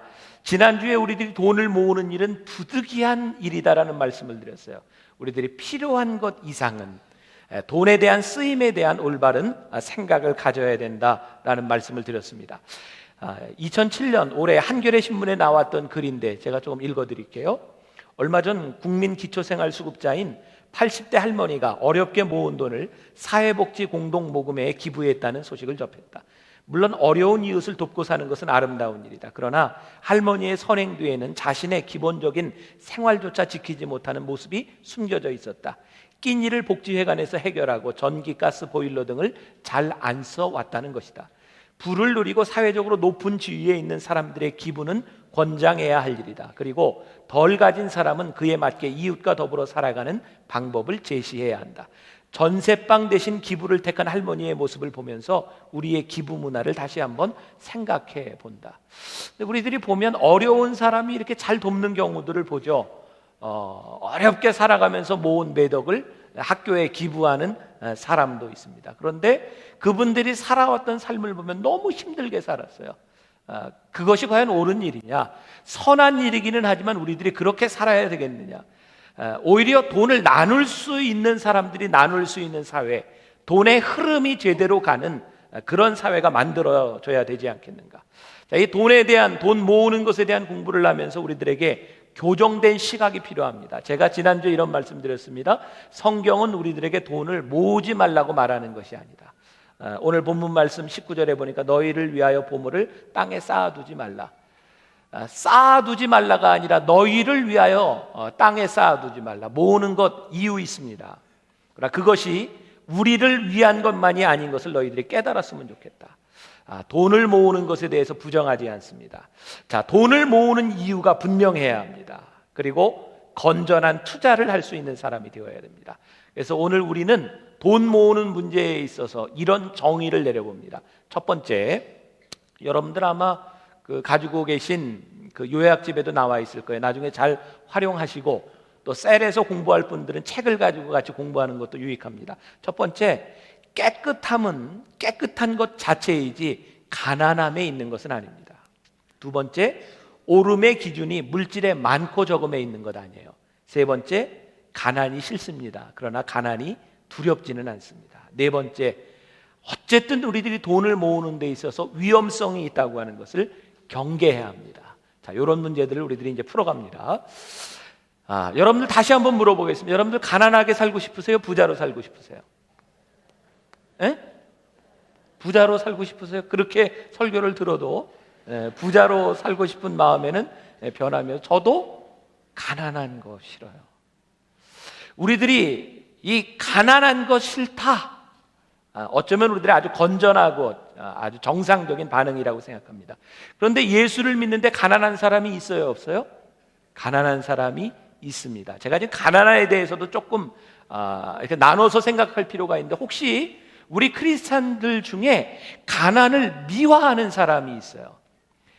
조금 이따 더 얘기를 하겠지만, 내가 적극적으로 하나님 앞에 가난한 삶을 선택한 것은 오케이. 그러나 내가 하나님 앞에서나 사람들 앞에서 정말 무지하고 게으름, 나의 잘못으로 인하여 내가 지금 가난하다고 한다면 이것을 절대로 미화하지 마십시오.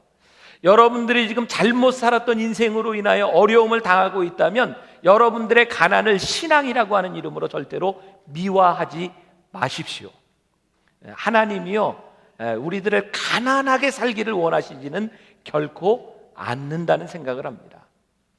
저는 우리 크리스찬들이 신앙생활을 하면서 예수 안 믿는 사람보다 더 힘들고 더 고민하고 살아가야 되는 이유는 이 세상의 논리 플러스 우리들에게는 신앙의 논리가 함께 가야 되기 때문에 그래요. 우리 크리스찬들은요, 세상 사람들보다 더 노력하고 또 아주 현명하게 살아가야 될 이유가 있어요. 제가 요즘 읽고 있는 경제 서적 중에 winning habits라고 하는 말이 있습니다. 이기는 습관. 우리들이 나쁜 의미로 이기는 습관이 아니라 우리들의 처한 상황을 이길 수 있는 습관 플러스 우리들의 신앙의 원리가 함께 가면 우리들이 아주 좋은 그런 경제적인 신앙적인 삶을 살 수 있으리라고 생각을 합니다. 가난해야만 깨끗하다, 이것은 올바른 논리 아닙니다. 오름의 기준은 물질의 많고 적음에 있지 않아요. 제가 한번 물어볼 테니까 대답을 해보세요. 여기 아주 가난한 사람하고 아주 부자인 사람하고 싸움이 붙었어요. 여러분들 누구 편 들어야 됩니까? 네? 네. 옳은 사람 편을 드는 게 옳습니다. 우리들이 흔히 잘못된 생각을 가지고 있는 게 있어요. 나는 무조건 가난한 사람 편에 서야지, 부자는 뭔가 잘못된 거야. 이거 아닙니다. 이건 제 말이 아니고 성경에 나와 있는 말이에요. 레위기 19장 15절과 16절 말씀을 한번 보겠습니다. 같이 봉독해요. 너희는 재판할 때 불의를 행치 말며 가난한 자의 편을 들지 말며 세력 있는 자라고 두어하지 말고 공의로 사람을 재판할지며 너는 내 백성 중으로 돌아다니며 사람을 논단하지 말며 내 이웃을 대적하여 죽을 지경에 이르게 하지 말라. 나는 여호와니라. 하나님께서 뭐라고 말씀하세요? 너 가난한 자 편에 서지 마라. 부자라고 두어하지 말라. 부자 편에 서지 말라. 내가 서야 되는 것은 공의에 서는 것이다. 저는요, 오늘날 우리 한국이 가지고 있는 사회 문제를 바라보면서도 이게 신앙적인 문제만이 이 사회의 문제를 해결할 수 있지, 우리가 가지고 있는 민주주의냐 자본주의냐 사회주의냐, 이 논리를 가지고는 사회 문제가 해결되지 않으리라고 생각해요. 우리가 자본가의 편에 설 것이냐, 노동자의 편에 설 것이냐, 돈 많은 자의 편에 설 것이냐, 그렇지 않을 것이냐. 뭐 요즘 그 일용직 노동자들 이렇게 뭐 또 데몬스트레이션 하는 그 부분에 있어서도 저는 그 속 내용을 알지 못해요. 그러나 중요한 것은 그 안에 어떤 것이 공의냐, 어떤 것이 하나님 앞에 올바른 일이냐, 이 시각으로 보기 시작할 때 사회의 문제들이 풀려나가지, 가난과 부, 이런 공식으로 보는 것은 결코 옳지 않습니다. 여러분, 성경에 보면 예수님이 가난한 자들과 함께 하셨어요? 부자들과 함께 하셨어요? 가난한 자, 병든 자들과 함께 하기를 원하셨어요? 건강한 자들과 함께 하기를 원하셨어요? 병든 자. 그러면 예수님이 가난한 자들과 함께 살면서, 야, 내가 너희들이랑 늘 함께 있을 테니까 지질이 가난하게 살아라, 그게 예수님의 뜻이었어요? 여러분, 성경 왜 예수님이 가난한 자들과 함께 하셨냐? 그들의 삶을 바꿔주고 싶으셨어요. 예수님이 왜 병든 자들과 함께 하셨냐? 그들을 건강하게 만들어주고 싶으셨어요. 그들의 삶의 가치관이 바뀌어지기를 원하셨어요. 예수님이 가난하고 힘든 자들에게 있으셨던 것은 그들의 삶이 거기에 고착되기를 원하셨던 것이 아니라 그들이 좀 더 나아지기를 원하는 마음을 가지고 우리 주님이 그들과 함께 하셨다는 사실이에요. 사랑의 나눔 있는 곳에 하나님께서 계시도다. 참 기가 막힌 찬양 아니에요? 사랑의 나눔이 있는 곳에 하나님이 계세요. 부자 것을 뺏는 곳에 하나님이 계신 게 아니에요. 사회주의 논리로는 절대로 하나님이 계시지 않아요. 우리들이 인위적인 나눔이 아니라 사랑의 나눔. 성경은 필연적으로 우리들이 살아가고 있는 이 세상이 부와 가난한 자가 나누어지리라고 하는 걸 인정하고 있어요. 자본주의가 인정되어 있습니다. 그래서 성경에 보면 너희들이 잘못 살아서 너희들이 모든 것을 뺏겨서 누군가의 종이 될 수도 있다. 그리고 너희들의 농지와 토지를 다 빼앗길 수도 있다. 성경이 그거 부정하지 않습니다. 근데 성경이 가지는 가치가 뭔지 아세요? 안식년과 희년을 만드셔서 그만큼 됐으면, 그 정도 했으면 됐으니 돌려주어라. 그들을 다시 회복시켜 주어라. 그들을 새롭게 만들어 주어라. 이것이 성경의 가치입니다. 여러분들이 살아가고 있는 이 경제적인 이 자본주의 사고를 부정하는 것이 아니라 이 가운데 사랑의 나눔의 원리가 있는 세상을 만들어가는 것, 이것이 성경적인 가치요. 거기에서 우리들이 어떻게 돈을 모아야 되며 모으는 이유가 무엇인지를 생각해야 합니다. 돈을 모으는 것은 늘 우리들에게 위험성이 있다고 하는 것을 생각해야 합니다. 자, 왜 이것이 위험한 일인지를 다시 한번 강조해서 말씀드립니다. 너희를 위하여 보물을 땅에 쌓아두지 마라. 제가 지난주에 강조해서 말씀드렸던 것 중에 돈을 모으는 것은 우리들에게 어쩔 수 없는 선택, 부득이한 일일 경우가 있다라고 하는 말씀을 드렸습니다. 그런데요, 가만히 생각해 보면 이 어쩔 수 없는 선택, 이 어쩔 수 없는 선택을 하면서 이것이 하나님보다 더 의지하는 것이 될 수 있어요. 성경은 이것을 경계합니다. 한번 제가 여러분들에게 또 물어볼 텐데, 이 돈 문제를 이야기할 때는 여러분들이 대답할 때 양심에 손을 얹고 솔직하게 대답을 하셔야 됩니다. 한번 물어볼게요. 여러분들 기도하실 때 아파트 값도 오르고 주식값도 오르고 땅값도 오를 때 기도를 열심히 정말 처절하게 하십니까? 아니면 땅값도 떨어지고 주식값도 떨어지고 집도 안 팔릴 때 기도 열심히 하십니까? 솔직하게. 제가 이렇게 보면요, 교인들을 보면 뭐 금양로 때도 그렇고 초하루 때도 그렇고 기도하는데 눈물을 흘리다가 이 강단 앞에까지 와서 십자가 앞에서 손들고 기도하는 사람들을 보면 돈 벌어서 그렇게 기도하는 사람보다는 돈이 잘 안 풀려서 그렇게 기도하는 사람이 많습니다. 그러고 보니까 이런 공식이 성립하지요. 돈이 많고 편안해지면 하나님과 멀어지고, 돈이 좀 없고 돈에 문제가 생기면 하나님과 가까워지는구나. 다시 돈이 많아지면 내가 돈을 의지하면서 편안한 마음이 들고, 돈이 없어야 하나님을 의지하는 마음이 드는구나. 이 돈을 모으는 데 있어서 왜 위험하냐? 이것이 왜 위험성이 있느냐? 돈을 모아놓고 나면 언제부터인가 돈을 의지하는 마음들이 생기기 시작하면서 하나님과 멀어질 수 있는 이 위험성이 우리들에게 있다는 걸 알아야 신앙적인 돈 모음과 이유 있는 돈 모음이 설 수 있다는 거예요. 우리들이 하나님 앞에서 왜 돈을 모으고 있느냐? 여러분, 이스라엘 백성들이 애굽 땅에 살 때 몇 년을 사냐? 400년 살았잖아요. 애굽에 살 때 이스라엘 백성들이 그 출애굽하려고 생각 안 했습니다. 왜냐하면 요셉이 총리로 있을 때에 그 요셉의 영향권 아래서 이스라엘 백성들이 고센 땅에 머물었는데, 고센 땅은 아주 기름진 땅이었어요. 거기에서 호의호식하고 잘 살았어요. 근데 언제부터 이것을 떠나야 되겠다고 생각을 했느냐? 요셉을 알지 못하는 왕이 나타나서 이스라엘 백성을 학대하고 그들이 낳는 아들들을 다 죽이라고 명령할 때 이스라엘 백성들이 출애굽해야 되겠구나, 광야에서 하나님을 만나야 되겠구나, 그들이 생각하고 출애굽하게 됩니다. 이스라엘 백성이 광야에서 만나와 메추라기를 먹을 때 하나님께서 늘 그날의 분량밖에는 안 주셨어요. 이유가 뭔지 아시죠? 너 오늘 지나가면 내일 또 하나님의 은혜가 필요하다. 내일도 하나님의 은혜가 없으면 내가 오늘을 살 수 없는 존재다. 하나님께서 우리들에게 철저하게 광야 생활을 통해서 가르쳐주고 싶으셨던 게 있었어요. 내가 너의 하나님이요, 내가 나로 인하여 존재하고 나로 인하여 살아가고 있다. 하나님께서 오늘 이 물질에 관해서 가장 가르쳐주고 싶어하는 것, 내가 너의 주인이 됨을, 물질이 너의 주인이 아님을 너희들이 깨달았으면 좋겠다. 물질을 모으는 데 있어서 위험성이 있습니다. 성경 말씀 한번, 마태복음 6장 25절부터 33절까지 말씀, 좀 긴 말씀이기는 한데 우리 같이 한번 봉독해 봅니다. 그러므로 내가 너희에게 이르노니 목숨을 위하여 무엇을 먹을까, 무엇을 마실까, 몸을 위하여 무엇을 입을까 염려하지 말라. 목숨이 음식보다 중하지 아니하며 몸이 목보다 중하지 아니하며. 공중의 새를 보라.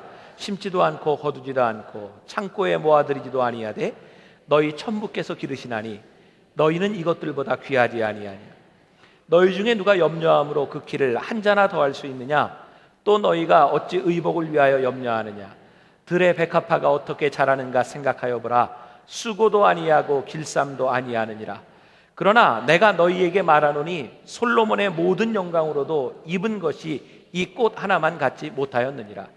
오늘 있다가 내일 아궁이에 던지우는 들풀도 하나님이 이렇게 입히시거든. 하물며 너희일까 보냐, 믿음이 적은 자들아. 그러므로 염려하여 이르기를 무엇을 먹을까, 무엇을 마실까, 무엇을 입을까 하지 말라. 이는 다 이방인들이 구하는 것이라.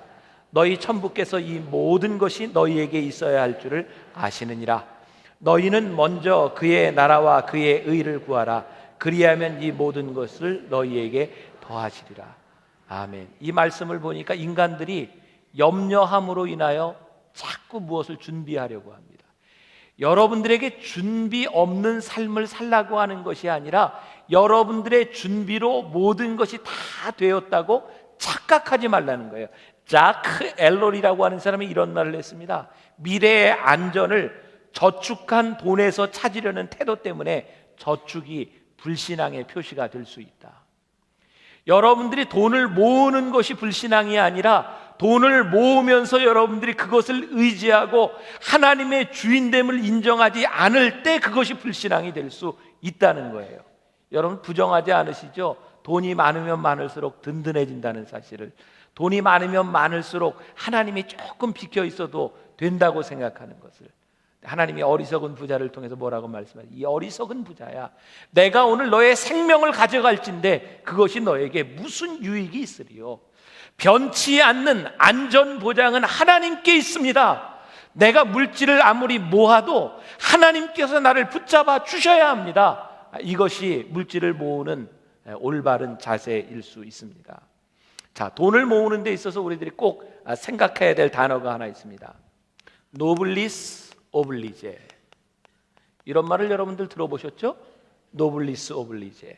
사회적 지위에 상응하는 도덕적 의무를 우리들이 가져야 한다.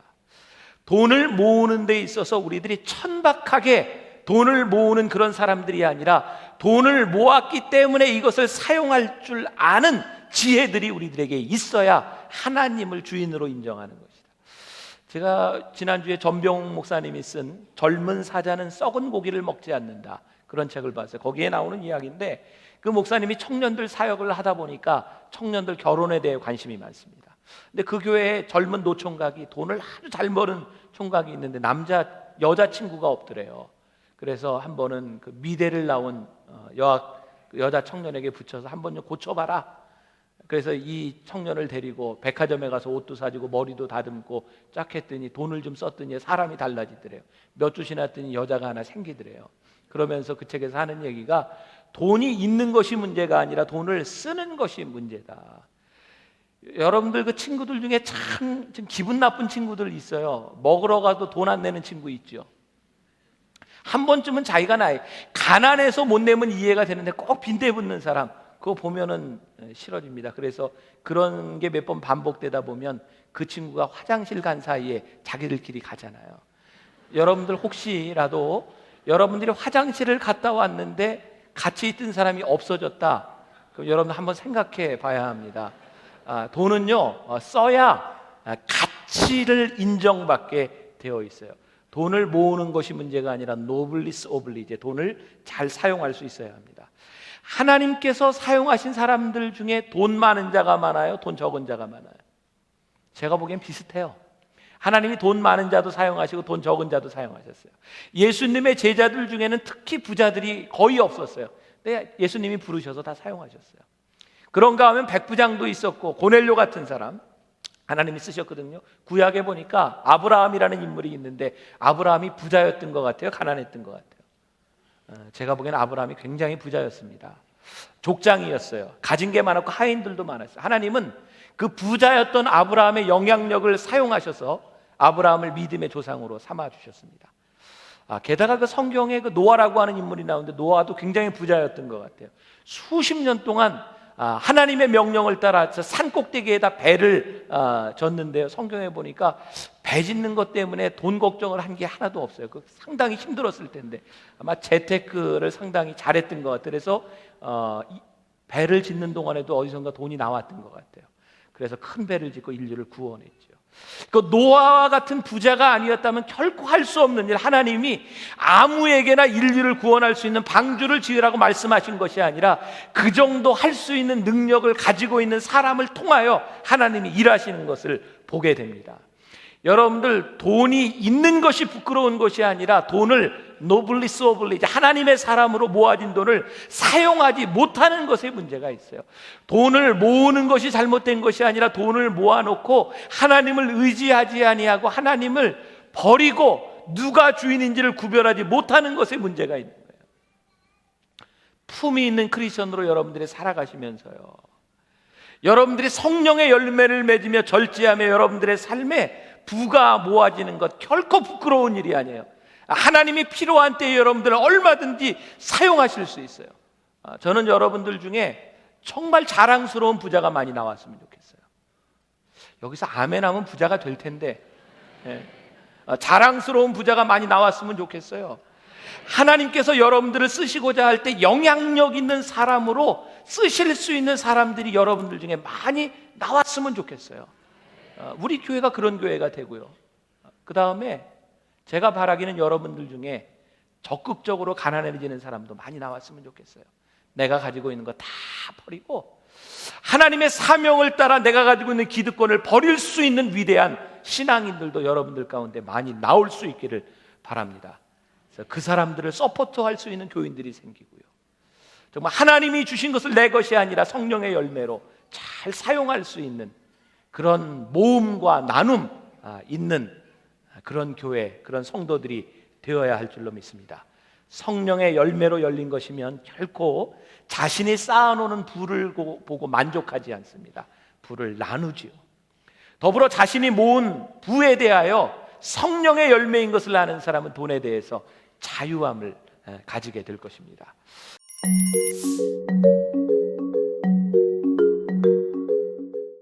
자, 오늘은 돈 모으는 문제를 우리들이 함께 다루어 보려고 합니다. 그런데 이 돈을 모으는 문제에 있어서 돈을 우리들이 어떻게 모아야 될 것이냐, 이 문제에 있어서 저는 먼저 답을 이야기한다면 성령의 열매로서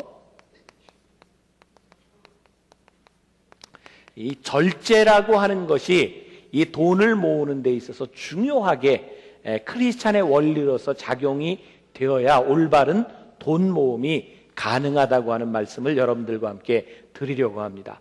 자, 이거 여러분들에게 아주 도움이 될 만한 것이라고 생각을 합니다. 제 삶에도 굉장히 도움이 많이 됐는데, 제가 수년 전 우리 교회 부목사님들과 함께 부산에서 빌 하이벨스 목사님이 그 리더십 세미나를 하는 것을 듣게 되었어요. 그때 그분은 20대 초반에 목회를 해서 이미 20대 후반에 출석이 3,000명이 넘는 큰 교회 목회를 한 분이고, 지금 미국에서 가장 영향력 있는 교회 중에 하나를 목회하는 분인데, 이분이 교인들이 10,000명이 넘어갔을 즈음에 번아웃이 됐어요. 탈진됐어요. 내가 목회를 그만둬야 되겠다라는 생각을 하게 되었답니다. 그 이유는 그 목사님이 꿈꾸고 있었던 하고 싶은 일과 내가 지금 하고 있는 일 사이에 순서가 잘못되어 있더라는 거예요. 그래서 인생이 너무 힘들다는 거예요. 그래서 그분의 사역을 정리했답니다. 그 이야기를 듣고 저도 제 삶에서 하고 싶은 일, 해야만 되는 일, 내가 무슨 일에 시간을 제일 많이 투자하고 있는가를 저도 한번 리스트업을 해봤어요. 그때 그 당시에 저에게 있어서 가장 큰 문제는 뭐였냐면, 제가 교회에서 목회를 하고 있었지만 학교에 강의를 많이 나갔었어요. 일반 대학 강의도 나가고 여러 대학원에 강의를 나갔는데, 제가 사무실에서 강의를 하려고 나갈 때마다 제 입에서 나오는 소리가 이런 소리를 하고 나갔어요. 왜? 강의하기 싫은 겁니다. 그래서 제 삶에서 이 부분을 빨리 정리해야 되겠다 생각이 되어서 제가 박사학위 때 썼던 논문, 책 이런 걸 박스에다 딱 넣어가지고 보관한 게 아니라 버렸어요. 내가 여기에 미련을 두지 않으리라. 내 삶의 가장 중요한 부분이 어디인지 내가 거기에 집중하겠다. 그리고 돌이켜놓고 몇 년을 바라보니까 제가 참 잘한 결단을 했다는 생각이 듭니다. 저희 아이가 고등학교 올라갔을 때 제가 불러놓고 제가 했던 이 동일한 방식을 아이에게 적용한 적이 있습니다. 노트를 하나 가져오라고 해서, 야, 네가 지금 제일 하고 싶은 일이 뭔지 한번 생각해봐. 첫 번째 뭐야? 그랬더니 이놈이 첫 번째 제일 하고 싶은 게 운동이라고 이야기를 하더라고요. 하고 싶은 일. 이놈이요, 운동을 얼마나 열심히 하는지 그 배에 왕자 새기는 게, 그리고 뭐 이 갑바. 그래서 집에만 오면 그냥 우통 다 벗고 맨날 이렇게 팍 느리고 아빠 왕자 왕자 그러는데, 그래서 저하고 한번 내기를 했어요. 너 안 쉬고 잇몸 일으키 1000개 하면 아빠가 MP3 사준다. 근데 이놈이요, 안 쉬고 40분 동안 잇몸 일으키 1000개를 했어요. 엉덩이 살이 다 까질 정도로. 아무튼 이 운동이라고 하면 그냥 완전히 빠져들어 있어요. 근데 두 번째 네가 하고 싶은 게 뭐냐 그랬더니 음악입니다. 요즘 베이스 기타를 배우고 있는데 음악을 하고 싶대요. 세 번째는 잘 기억이 나지 않는데 공부는 아니었어요. 아무튼 세 번째. 그리고 이 아이가 하고 싶은 일이 있는가 하면 네가 해야만 되는 일 뭐냐 하고 리스트업을 해보라 그랬더니 첫 번째가 그래도 목사 아들이라고 자기는 예배는 가장 중요하다고 생각한다고 예배를 이야기하고요. 두 번째는 자기가 그래도 학생이니까 공부를 해야 되고, 세 번째는 운동을 해야 된다 그러더라고요. 그럼 너 앞으로 뭐가 되고 싶으냐 그랬더니 지난해에 그 청소년 영성훈련에 갔다 와가지고 이 아이가 소명을 받았어요. 그래서 자기는 목사가 되겠다. 그래서 목사가 되겠다는 거예요. 참 좋습니다. 근데 제가 물어봤습니다. 그러면 네가 되고 싶은 게 목사인데 네가 하고 싶은 일을 해가지고 좋은 목사가 되겠느냐? 그랬더니 그건 아니거든요. 해야만 되는 일과 하고 싶은 일 사이에 차이가 있는 거예요. 자, 우리들이 하고 싶은 일을 제일 많이 투자하는 일이 있지만 제일 중요한 건 우리들의 해야만 되는 일과 우리들의 삶의 목적이 분명한가. 우리들이 돈에 대한 문제에 있어서 내가 하고 싶은 일, 이것이 중요한 것이 아니라 내가 해야만 되는 일과 내 삶의 목적을 향하여 이 물질이 제대로 쓰임받고 있는가. 이 부분을 우리들이 명확하게 한번 정리할 필요가 있겠죠. 자, 우리들이 흔히 교회에서 이야기할 때 이 청빈, 깨끗하게 사는 사람, 높은 가치로 우리들이 판단합니다. 우리 잠언 16장 8절 말씀 한번 보겠습니다. 잠언 16장 같이 봉독하죠. 적은 소득이 의를 겸하면 많은 소득이 불의를 겸한 것보다 나으니라. 여러분 이 말씀 잘 보셔야 돼요. 이게 가난한 것이 부자보다 낫다는 것이 아니에요. 이것은 의에 대한 문제입니다. 결코 가난이 부보다 낫다는 말은 절대로 아닙니다. 우리는 물질에 대한 위험성을 많이 나누었어요.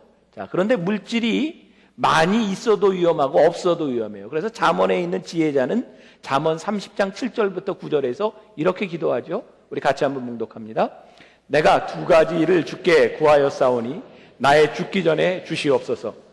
곧 허탄과 거짓말을 내게서 멀리하옵시고 나로 가난하게도 마옵시고 부하게도 마옵시고 오직 필요한 양식으로 내게 먹이시옵소서. 혹 내가 배불러서 하나님을 모른다 여호와가 누구냐 할까 하오며 혹 내가 가난하여 도적질하고 내 하나님의 이름을 욕되게 할까 두려워함이니이다. 자, 여기에서 보니까 분명히 돈이 적은 것도 문제고 돈이 많은 것도 문제고 결코 많고 적음에 대한 문제는 아닙니다. 혹시 여러분들 중에 나는 예수 믿고 가난하게 살고 싶습니다 하는 사람 손 들어보세요.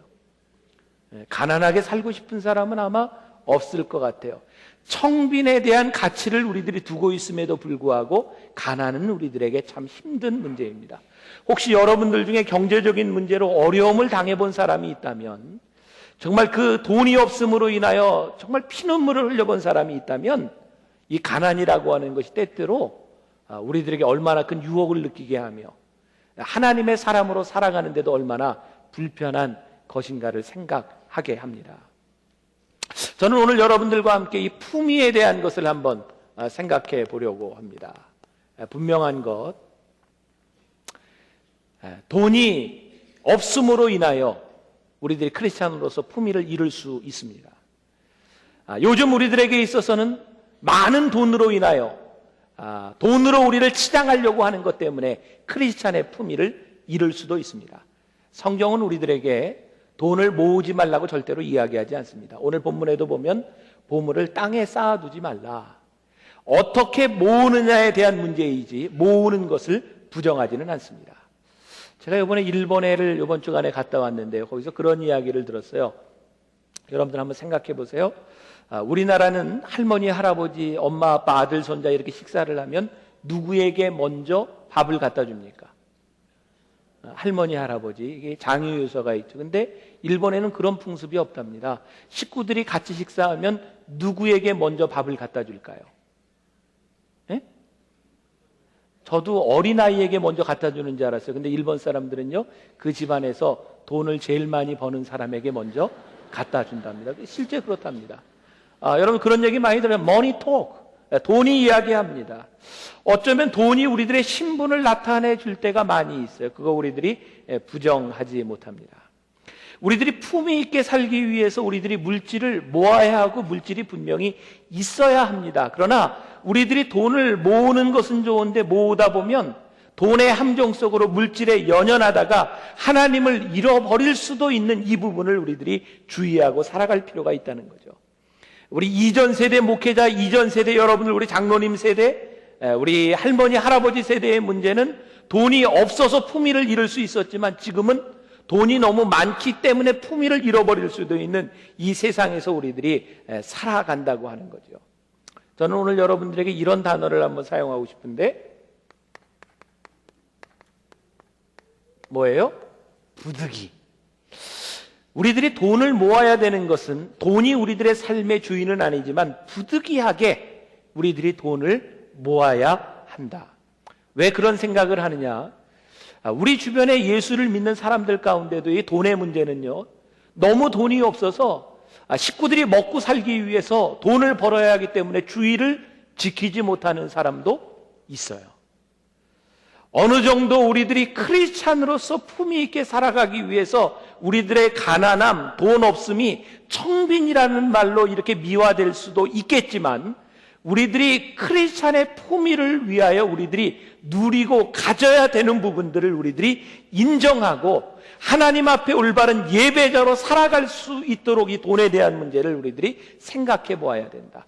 품위를 잃지 않기 위하여 우리들에게 부득이한 이 부분을 우리들이 인정하고 나가야 되겠다. 노자는 이런 말을 했습니다. 부득이하게 어떤 일을 행할 때에는 필요한 만큼만 하고 중단해야 한다. 참 어려운 일이거든요. 우리들이 돈을 모으다 보면 그 모으는 것에 우리들이 이렇게 따라갈 때가 있어요. 우리들의 삶의 주인이 될 때가 있습니다. 그러나 오늘 신앙적으로 우리들에게 분명히 말씀하는 것은 돈을 모으는 것을 인정하되 그것이 필요한 만큼만 할 수 있는 신앙인이 되었으면 좋겠다. 돈을 모으는 일 때문에 그 돈 때문에 하나님보다 더 중요하게 생각하거나 신앙을 버리지 않는 사람이 되었으면 좋겠다. 여러분들의 모습을 보세요. 언제부터인가 돈을 모으기 시작하면 여러분들의 목표가 정해지면 그것 때문에 더 중요한 목표들을 잃어버릴 때가 있어요. 여러분들이 정해놓은 목표, 그것이 여러분들의 삶의 궁극적인 목표를 앞서가고 있다고 하면 물질에 대해서 다시 한번 생각해 보아야 될 부분입니다. 제가 첫 시간에 여러분들에게 그런 말씀을 드렸죠. 저는 여러분들하고 상황이 좀 틀리기 때문에 그렇게 뭐 돈 모을 필요가 없는 사람이다, 이런 말씀 기억나시죠? 제가 믿기는 뭐 지금도 교회에서 저에게 주택을 마련해 주고 월급도 주고 하지만 저는 은퇴하고 난 다음에 여기서 잘 은퇴하면 알아서 저를 먹여줄 것이다, 그렇게 믿고 있거든요. 기죠, 장로님들? 네, 이 대답을 잘 안 하신 기죠? 네, 제가 돈을 모을 필요가 없다고 이야기를 했지만 제가 돈을 사실은 모으고 있어요. 제가 보험을 들었습니다. 이유는 저의 가정에 있어서 제가 언젠가도 여러분들 그런 간증을 했지만 저는 태어날 때부터 늘 아팠던 저희 딸아이에 대한 그 마음이 저에게 늘 있어요. 그래서 우리는 문제가 아니지만 우리가 은퇴하고 난 후에 딸아이가 이렇게 편안하게 살았으면 좋겠다. 그래서 딸아이를 위해서 보험을 들어놨어요. 얼마냐고는 캐지 마세요. 그냥 이렇게 들어놨어요. 저는 제가 하나님 앞에서 이 말씀을 준비하면서 그 부분에 대해서 제가 부끄러움이 없다고 생각해요. 왜? 내가 우리 아이를 위해서 부득이하게 내가 하나님 앞에 필요한 것을 내가 보험 든 것에 대해서 내가 부끄러움 없이 우리 성도들에게도 이야기할 수 있겠다. 지난주에도 제가 그런 말씀을 드렸어요. 우리들이 돈을 쓰고 필요로 하고 내가 가지고 있는 것들이 내가 내놓을 수 있고 하나님 앞에서 사람 앞에서 내가 내놓을 수 있는 그런 삶을 살았으면 좋겠다.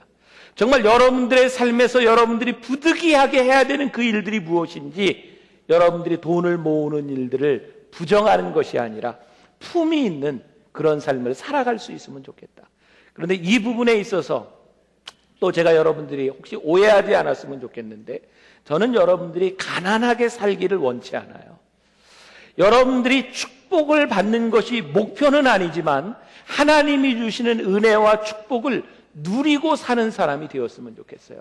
여러분들, 제가 여러분들 그 돈 쓰는 거 절약하고 하라고 하기 때문에 여러분 사업하는 사람들이 사업의 필요에 의해서 좋은 차를 타야 되고 외제차를 타야 되고, 저는 외제차 타는 문제도 저는 좀 더 우리가 권장할 필요가 있다고 생각해요. 우리나라 차값 너무 비싸졌어요. 외제차하고 경쟁이 좀 돼서요. 그 외제차 많이 타서 한국차 값 좀 내려야 된다고 생각해요. 혹시 이 말 때문에 또 상처받는 사람이 있을지 모르겠어요. 제 생각은 그래요. 왜 가치에 대한 문제인데 필요한 사람 타세요. 그리고 저는 여기 남자들에게 골프 치라고 많이 권면합니다. 왜? 사업하면서 술 대접하는 것보다 골프 접대하는 게 훨씬 더 건강하다고 생각하기 때문에 그랬고, 필요하기 때문에 고급 호텔에 가서 손님을 만나야 된다고 하는 것, 그것이 사업상 필요하다고 하면 그것이 잘못된 것은 아니에요. 그러나 하나님 앞에서 우리들이 필요한 것과 내가 원하는 것 사이에 분명한 구분은 있어야 되지 않겠는가. 오래된 일입니다. 벌써 한 10여 년 됐는데 저희 아버님이 하루는 그 환경부 장관으로 있던 황산성 그 변호사 여러분들 아시죠? 만나려고 이제 가셨는데 무슨 일이 있었는지 차가 문제가 생겼던 거예요. 그래서 제가 타던 차를 대신 제 차를 가지고 가셨어요. 그때 제가 타던 게 티코였는데 저희 아버님은 그 당시에 운전을 못 하셨어요. 그래서 기사를 태우고 티코 뒤에 딱 타고 이제 환경부 장관을 만나러 딱 갔는데 출입구에서부터 누구도 이렇게 막 알아주는 사람이 없어요. 그래서 딱 티코 타고 내려서 이제 환경부 장관을 만나고 내려오는데 이제 그 황산정 변호사가 또 목사님 사모님이잖아요. 나와서 딱 인사를 하니까 그때서야 딱 그 지키는 사람이 티코 뒷문을 딱 열어주고 이제 거기를 타고 오셨어요. 때로는 우리들에게 이제 격이라고 하는 것이 있는 거 적극 부인하지 않아요. 때로는 우리들이 격에 맞춰 사는 것도 필요하고 우리들이 필요에 따라 우리들이 가지는 것, 제가 그것을 부인하는 것이 아닙니다. 그러나 중요한 것은, 정말 중요한 것은 우리들의 삶의 가치는 돈에 있다기보다 나 자신에게 하나님께서 우리를 만들어주신 정말 하나님의 자녀로서의 내 삶의 명품으로서의 내 삶의 가치가 있다는 거예요. 중요한 말입니다.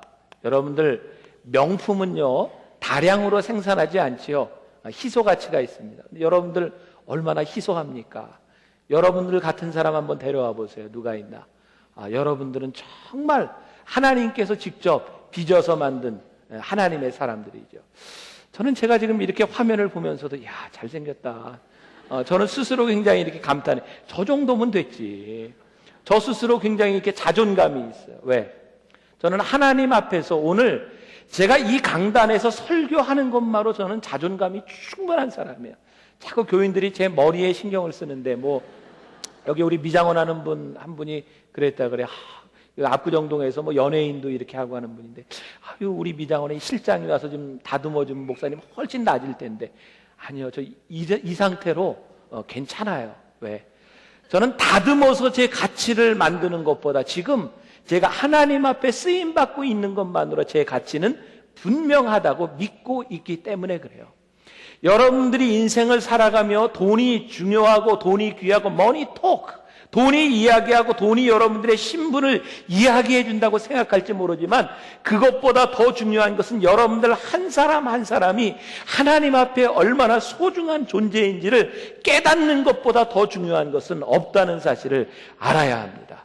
나 스스로가 명품임을 깨닫기 시작할 때에 우리들이 외모는 조금 더 초월할 수 있는 사람이 될 수 있지 않을까. 돈을 모으는 것 중요합니다. 그러나 돈 모음, 그 모음으로 인하여 여러분들의 가치가 올라가는 것이 아니라 이미 여러분들의 하나님의 자녀로서의 품위를 가지고 살아가기 위하여 절제된 삶을 살아가다가 모아지는 축복, 이것이 우리들에게 귀한 일이라고 하는 거죠. 그래서 저는 우리들의 삶에 있어서 이 절제, 성령의 열매인 절제의 삶을 살아가면서 우리들에게 모아지는 부가 중요하다고 생각을 하거든요. 이런 말들 들어보셨죠? 개처럼 벌어서 정승처럼 쓴다. 뭐 혹은 뭐로 가도 서울만 가면 된다. 이거 굉장히 나쁜 말이라고 생각합니다. 요즘 우리나라에는 이 부에 대한 굉장히 부정적인 시각을 가지고 있어요. 재벌을 바라보는 부정적인 시각, 그리고 교회도 대형 교회, 큰 교회, 아름다운 건물을 바라보는 부정적인 시각, 좋은 차를 타고 다니는 사람들에 대한 부정적인 시각을 가지고 있어요. 이유가 뭐라고 생각하십니까? 우리들의 생각 속에는요, 돈을 번 사람들이 부정직하게 벌었다. 그 사람들이 돈을 올바르게 번 것이 아니라고 생각하기 때문에 돈 많은 사람들에 대한 가치를 인정하지 않으려고 하는 경향이 있습니다. 그리고 많은 부분에 있어서 이것이 사실인 것도 우리들이 부인할 수가 없는 겁니다. 저는 교회에서, 저는 정말 목회자로서 여러분들에게 부끄러움이 없이 살고 싶어요. 그렇게 노력하고 싶어요.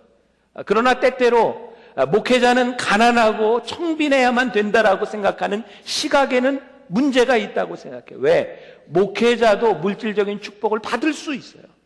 여러분들이 예수를 믿으면서 깨끗하게 살아가는 것 좋은 일입니다. 그러나 하나님이 주시는 축복도 감사하게 아름답게 봐줄 수 있는 눈들이 필요해요. 왜? 돈을 버는 과정이 깨끗해야 되고, 오늘 이 한국 사회를 변화시킬 수 있는 새로운 운동들이 일어날 수 있는 것은 바로 크리스찬들이 어떻게 돈을 모으느냐, 어떻게 돈을 사용하느냐에 따라서 이 시대를 바꾸고 이 사회를 바꿀 수 있는 능력이 나타날 수 있다는 겁니다.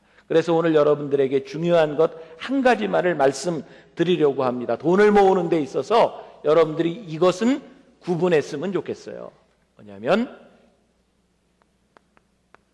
투기와 투자를 구별할 줄 아는 크리스찬이 되었으면 좋겠다. 여러분들 머릿속에 뭐가 투기고 뭐가 투자라고 생각을 합니까? 여러분들 로또 복권 사는 건 투기입니까? 투자입니까? 투기. 왜 투기라고 생각하세요? 네, 저는요, 이건 뭐 사전적인 정의는 아니지만 제 스스로 이렇게 생각을 해봅니다. 우리들이 돈을 버는 데 있어서 다른 사람에게 피해를 주고 버는 돈은 투기다. 로또 복권 10억, 20억짜리를 우리들이 받는다고 했을 때 다른 사람들이 다 안 맞아야 내가 그 돈을 받고 다른 사람이 손해를 봐야 내가 버는 것이라고 하면 그것은 올바른 부의 가치는 아닙니다. 여러분, 예수 믿는 사람들 제발 복권 이런 거 사지 마세요. 일확천금 누리고 불로소득을 노리는 것은 올바른 크리스찬다움은 아닙니다. 여러분, 주식이 투자입니까? 투기입니까? 이 중에는요, 주식 투자를 하는 사람도 있고 주식 투기를 하는 사람도 있습니다. 제가 이런 이야기를 하면 목사님은 주식 투자 안 하고 하니까 너무 이상적인 이야기를 합니다라고 이야기할지 모르지만, 제가 정말 이상적인 이야기를 하자면, 여러분들이 주식을 샀을 때 여러분들 어떤 마음을 가지세요? 여러분들이 주식 산 그 회사가 잘 되기를 원하는 마음이 앞서요? 아니면 이게 주식값이 뛰어야 된다는 생각을 가지고 있어요? 저는요, 적어도 우리들이 올바른 투자를 한다면, 올바른 사회를 만든다면, 내가 그 회사를 위하여 투자했다면 그 회사를 위한 도덕적이고 좋은 기업이 되고 잘 성장할 수 있도록 그 회사를 위해 기도할 수 있는 마음이 필요하다고 생각해요. 그것은 올바른 투자입니다. 그 회사가 잘 돼야 모든 사람들에게 선한 영향력들을 끼칠 수가 있어요. 많은 사람들이 가치를 어디에 두고 있느냐? 편한 것, 그리고 돈을 많이 벌 수 있는 것, 그것들의 가치를 두고 있어요. 여러분, 돈이 우리들을 편리하게 해주지만 그것이 여러분들을 행복하게 해주는 건 아니죠. 돈이 없으면 우리들이 불편하기는 하지만 그것이 우리의 인생을 바꿔놓을 만큼, 가치를 바꿔놓을 만큼 우리를 불행하게 하는 것은 아니에요. 정말 우리들에게 중요한 것은 하나님 앞에 우리들이 어떠한 것이 필요하며 내 삶에 가야 될 길이 무엇이며 내 삶의 목적이 무엇이며 이 길을 위하여 내가 헌신하고 결단하며 살아가다가 하나님께서 우리들에게 주시는 부와 돈, 이런 것들을 믿음으로 감사하게 은혜로 받을 수 있을 때 이 사회의 가치가 올바로 서는 것이 아니겠는가. 여기에 식당을 경영하는 분이 많이 있을 겁니다. 저는 식당 성공의 비결, 저는 지금도 저 목사가 안 됐으면 전 식당 했을 것 같아요. 목회가 식당하고 너무 비슷해요. 목회하는 마음으로 식당하면 저 식당 다 잘 될 것 같아요. 왜? 교인들 사랑하고요, 교인들에게 무엇을 좋은 것을 줄 수 있을까? 매일 그거 생각하면 식당 안 되겠습니까? 저 매일 그 생각하거든요. 저는 식당하는 사람들, 들어오는 사람 돈으로 보지 마세요. 내가 오늘 저 사람에게 정말 좋은 것을 줄 수 있을까? 내가 정말 좋은 음식을 저 사람에게 대접해 줄 수 있을까? 그 가치가 식당을 경영하는 사람에게 먼저 서면 저 그 식당 그냥 된다고 생각하거든요. 병원에 환자를 보는 사람, 환자가 돈으로 보이면 안 되죠. 오늘 내가 저 사람을 진료하면 저 사람에게 어떤 유익을 줄 수 있을까? 여러분들이 공장에서 물건을 하나 만들어도 정말 내가 이것을 통해서 어떤 유익을 줄 수 있는가? 이 사회가, 우리들이 살고 있는 이 땅이 다른 사람들의 눈물, 피눈물로 내가 얻는 돈이 아니라 누군가에게 기쁨을 주고 누군가에게 유익을 주며 내가 얻을 수 있는 그런 부가 될 때에 돈을 바라보는, 부자를 바라보는 시각이 달라지지 않겠냐 이 말이에요. 분당에 있는 여자분들에게 이 재테크 수단으로 첫 번째 뭡니까? 첫 번째가 부동산이더라고요. 두 번째가 주식. 저 여러분들 집값 올라서 이렇게 뭐 이거 축복받고 부자로 사는 거 옳다, 좋습니다. 가난한 것보다 좋아요. 그러나 우리가 한번 깊이 생각해 보세요. 이 사회가, 사회 초년병들이 나가서 부부가 열심히 일을 해도 이제는 집을 살 수 없는 사회가 돼버렸다면 내가 얻은 부가 그렇게 정당하거나 옳은 것이라고 이야기하기는 힘든 일 아니겠습니까? 이 사회가 뭔가 잘못돼 가고 있어요. 우리 크리스찬들이 이 돈을 버는 일들, 이것들이 정말 떳떳하게 올바른 가치로 변화될 수 있는 일, 그거 누가 할 수 있는가? 우리 크리스찬들이 해야 될 일이라고 생각하고요. 여러분들, 하나님께서 우리들에게 주신 절제된 삶을 통하여 이 모아지는 것들을 또 잘 나눌 수 있는 마음들. 하나님은 오늘 여러분들에게 여러분들의 돈 모으는 것, 여러분들의 경제적인 활동에 대하여 뭐라고 말씀하십니까? 주님 말씀하시면, 주님 내 속에 말씀하시면, 주님 옳은 일이라면 제가 그거 따라가고요. 주님 이것이 잘못된 일이라고 말씀하시면 저에게 멈춰설 수 있는 용기도 저에게 허락하여 주옵소서. 저는 여기 있는 여러분들이 정말 멋진 크리스찬들, 멋진 사람들 되기를 원하고요. 정말 여러분들 중에 멋지게 살아가다가 멋진 부를 가질 때에 사람들이 여러분들을 존경하고 정말 같이 기뻐해 줄 수 있는 그런 돈 모음이 있는 여러분들이 될 수 있기를 주의 이름으로 간절히 축원합니다.